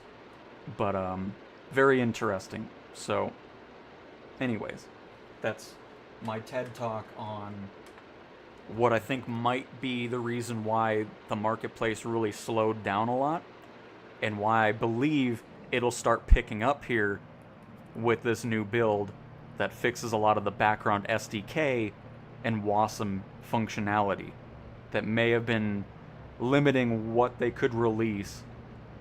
Because, I mean, if you really think about it, everything that's released has been kind of, I mean, they're great planes, but they've been kind of basic in the avionics side.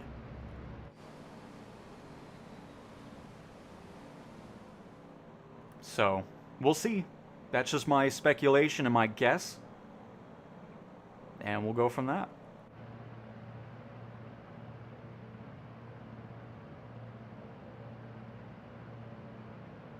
Oh, there was a sailboat? Nice. They are great ships, though. I like them. I like them even better after Sim Update 5, because a lot of them that are parked are no longer beached on the ground and all that weird stuff, so it just looks a lot better in general.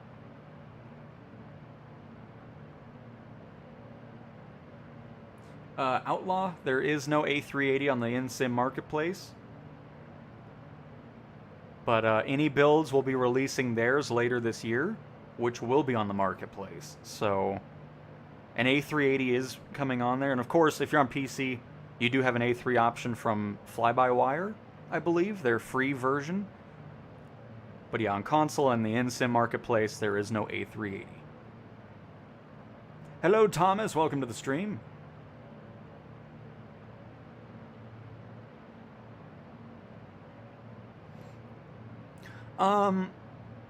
So I want to talk about that too. I feel like this is going to be a test to see if the exclusives are really something that are successful on Xbox. You know, with Gears of War and Clockwork Revolutions. Something like Flight Sim, I think will always stay multi-platform. Because there's no getting around it. The PlayStation folks came out in full force and had a great launch for Flight Sim. There's no doubt about it. Once this SU5 nonsense and memory issues get resolved, 5.1 releases, Marketplace gets rolling, they're going to be really happy with the performance of just what customers are buying, how the sim is performing, and everything else. So things like Flight Sim, I believe will always be multi-platform. It would be dumb not to.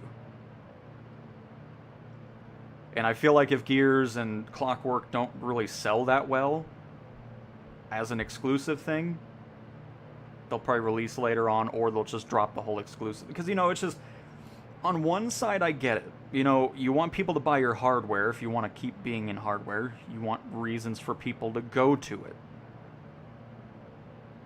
Same like if I wanted to play the Spider-Man game or Wolverine, I need to buy a PlayStation for it. And if it's something that I'm really interested in it, are the chances of me buying that console to play that game? They're probably pretty high. But not everything has to be exclusive. Just have some things there, whatever, great. Other things, make it multi-platform. Because I want Flight Sim to succeed and be here for years and years to come. I don't want it going away.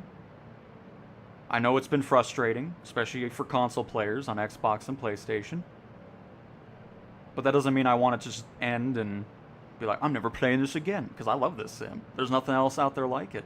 And I want as many people to play it. Put this thing on Nintendo Switch 2. I don't care. If it brings people into it, great. You know, it's just, that's the way I look at it. And I think that's the way Xbox is looking at it as well. It's like, not everything's going to go exclusive. We're going to pick and choose what seems right for multi-platform. And future Flight Sims, considering, because, you know, if Flight Sim didn't do great on PlayStation, then sure. I could see him, it's like, oh, what's the point in doing resources? People aren't interested in it. But the fact that it released and did so well on PlayStation, future iterations would definitely release everywhere. So it's just, that's the way I look at it and how I feel like Xbox is playing the exclusive stuff. There'll be some, but there'll also be things that, because I know people are freaking out, oh, why is not everything exclusive? Because they want to make money. You know, that's how it is. And so yeah, it'll just be random things. Some of it will be, most of it will be multi-platform. Some of it will be exclusive. And Flight Sim is definitely in that multi-platform area. Because as long as Flight Sim 2028 or 2030 or whatever it'll be in the future has gyroscope controls on the PlayStation, I will be buying it there. I'll also buy it on the PC and Xbox again with Xbox Play Anywhere, so I'll be everywhere. So that's the way I just look at all that. But there's no way they wouldn't release Flight Sim, a new one, on the PlayStation again. I'd be highly surprised if that would happen.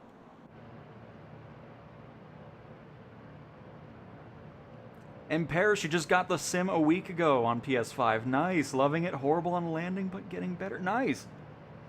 Thing I always recommend is going into free flight like we're doing here.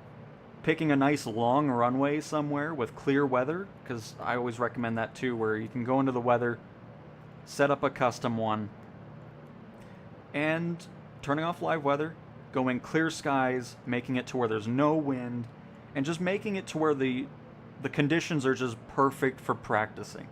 And once you get, you know, comfortable with landing at these speeds, you can jump right to about 150 knot winds if you want to. That'll really just test your limits. I'm just kidding. But anyways, you get what I'm talking about. It's just great to start with just perfect conditions on a long runway, and then just getting familiar. Just stick to one plane. And then as you get familiar with that one and you're comfortable with it, you can move on to something else. And then just kind of going from that step. And then after you get comfortable with just flying in general, you can work your way into, you know, the autopilot system, the avionics, setting up a flight plan, talking with ATC. You know, just, that's the thing that's so cool about the sim is it isn't just, you know, drop in and you know everything immediately. There's a lot to learn, and I love that. You know, like once you buy new third-party planes, you'll have stuff to learn about that plane too, like what speeds it needs to be at, where you want to be with flaps, and it's always a never-ending goal of learning new aircraft, from helicopters to planes to airliners to general aviation to gliders. It's awesome. And on July 4th, we will be flying around in a Goodyear blimp. How cool is that? I mean, it's gonna be so cool. I love it.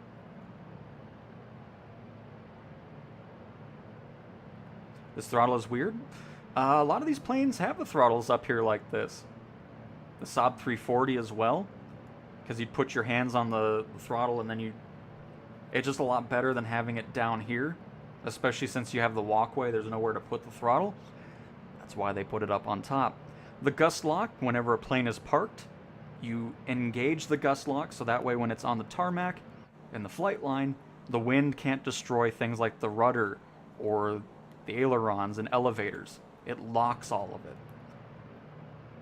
So when you hop into something like the Saab 340, that has a gust lock as well. I always get comments still to this day where, oh, the Saab 340 isn't working. And down by the throttle, there's a black bar called gust lock. You need to disengage that, then you'll actually have rudder control, gear control, and of course your elevators and ailerons as well. So, that's what a gust lock is for. Absolutely, Banshee. Mario Airlines only on Switch, see? Perfect.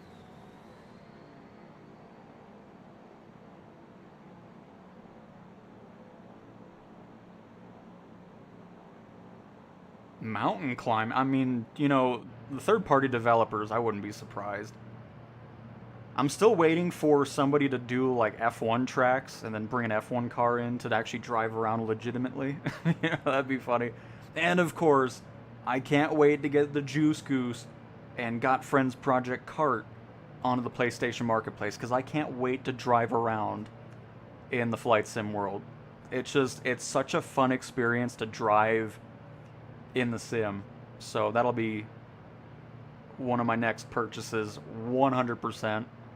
Love those cars.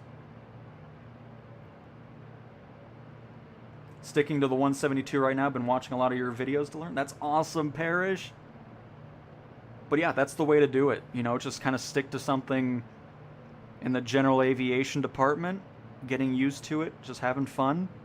Because that's the most important part. Even if you've never done anything with aviation games or flying in general, and you want to dive into it, don't be worried about the difficulty. There's tons of assists to turn on if you want to have those on. But the most important part is just have fun.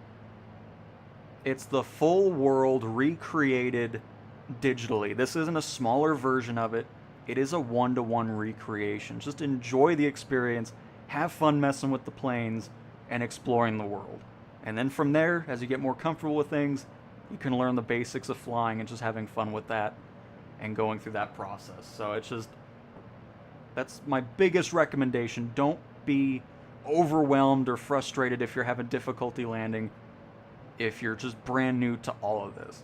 Just go into it, have a blast, and just go from that. We actually talked about Go Fish earlier, because somebody was like, oh, it'd be cool if you could fish from your...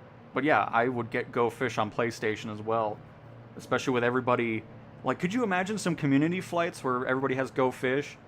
We can go to like a lake or something, and we can have like a competition, like, oh, who can catch the biggest fish, or, you know, stuff like that, or how many fish you can catch in a certain amount of, you know, all that type of stuff would be awesome. And eventually that'll get to the PlayStation Marketplace as well, I'm sure. But I mean, just all that type of stuff, and the other aspects outside of flight sim. You know, I mean, there's just so many cool things that third-party developers make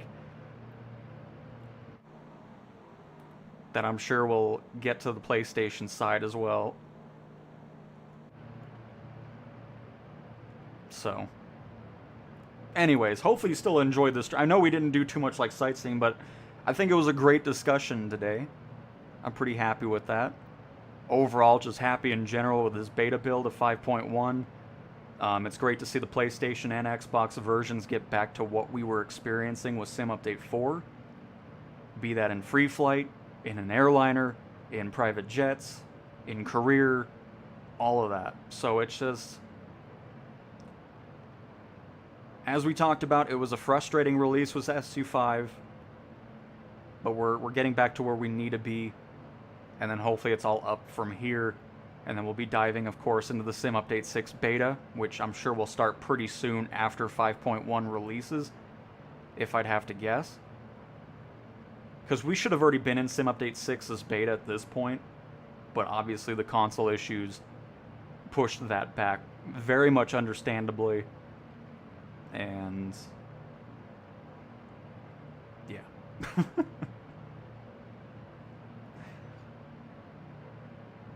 Oh, is Go Fish not on Xbox? I thought it was. Well, eventually I'm sure it will. I want that F1 car on Hockenheim, yeah? See? Exactly.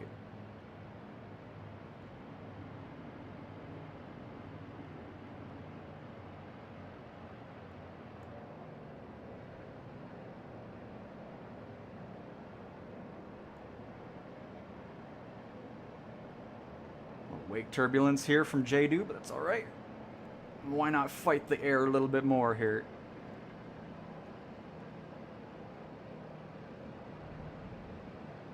I love landing this plane, even in wake turbulence.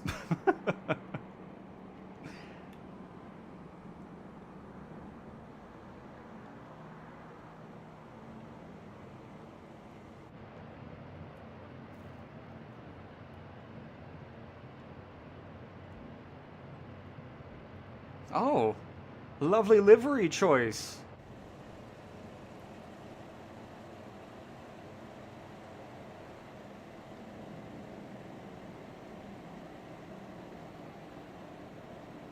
Oh, is Kiwi coming over here? 5 miles out. He switched to the Blackhawk, which I know a lot of people are enjoying, unsurprisingly. Great helicopter there.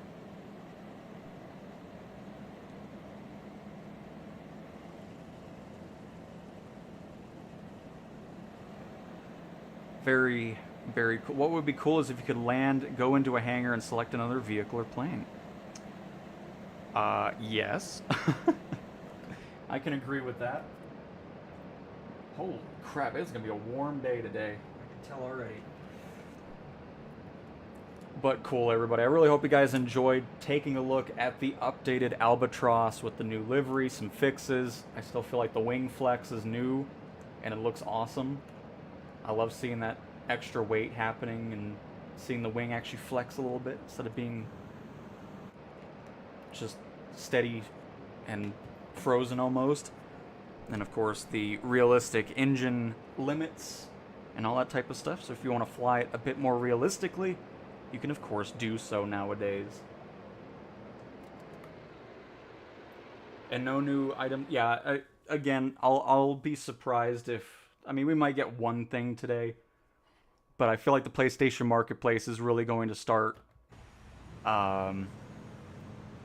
picking up with releases after this 5.1 release happens, with all the background SDK improvements and WASM improvements that I feel like have been hindering a lot of the third-party things like airliners and all that fun stuff to release. So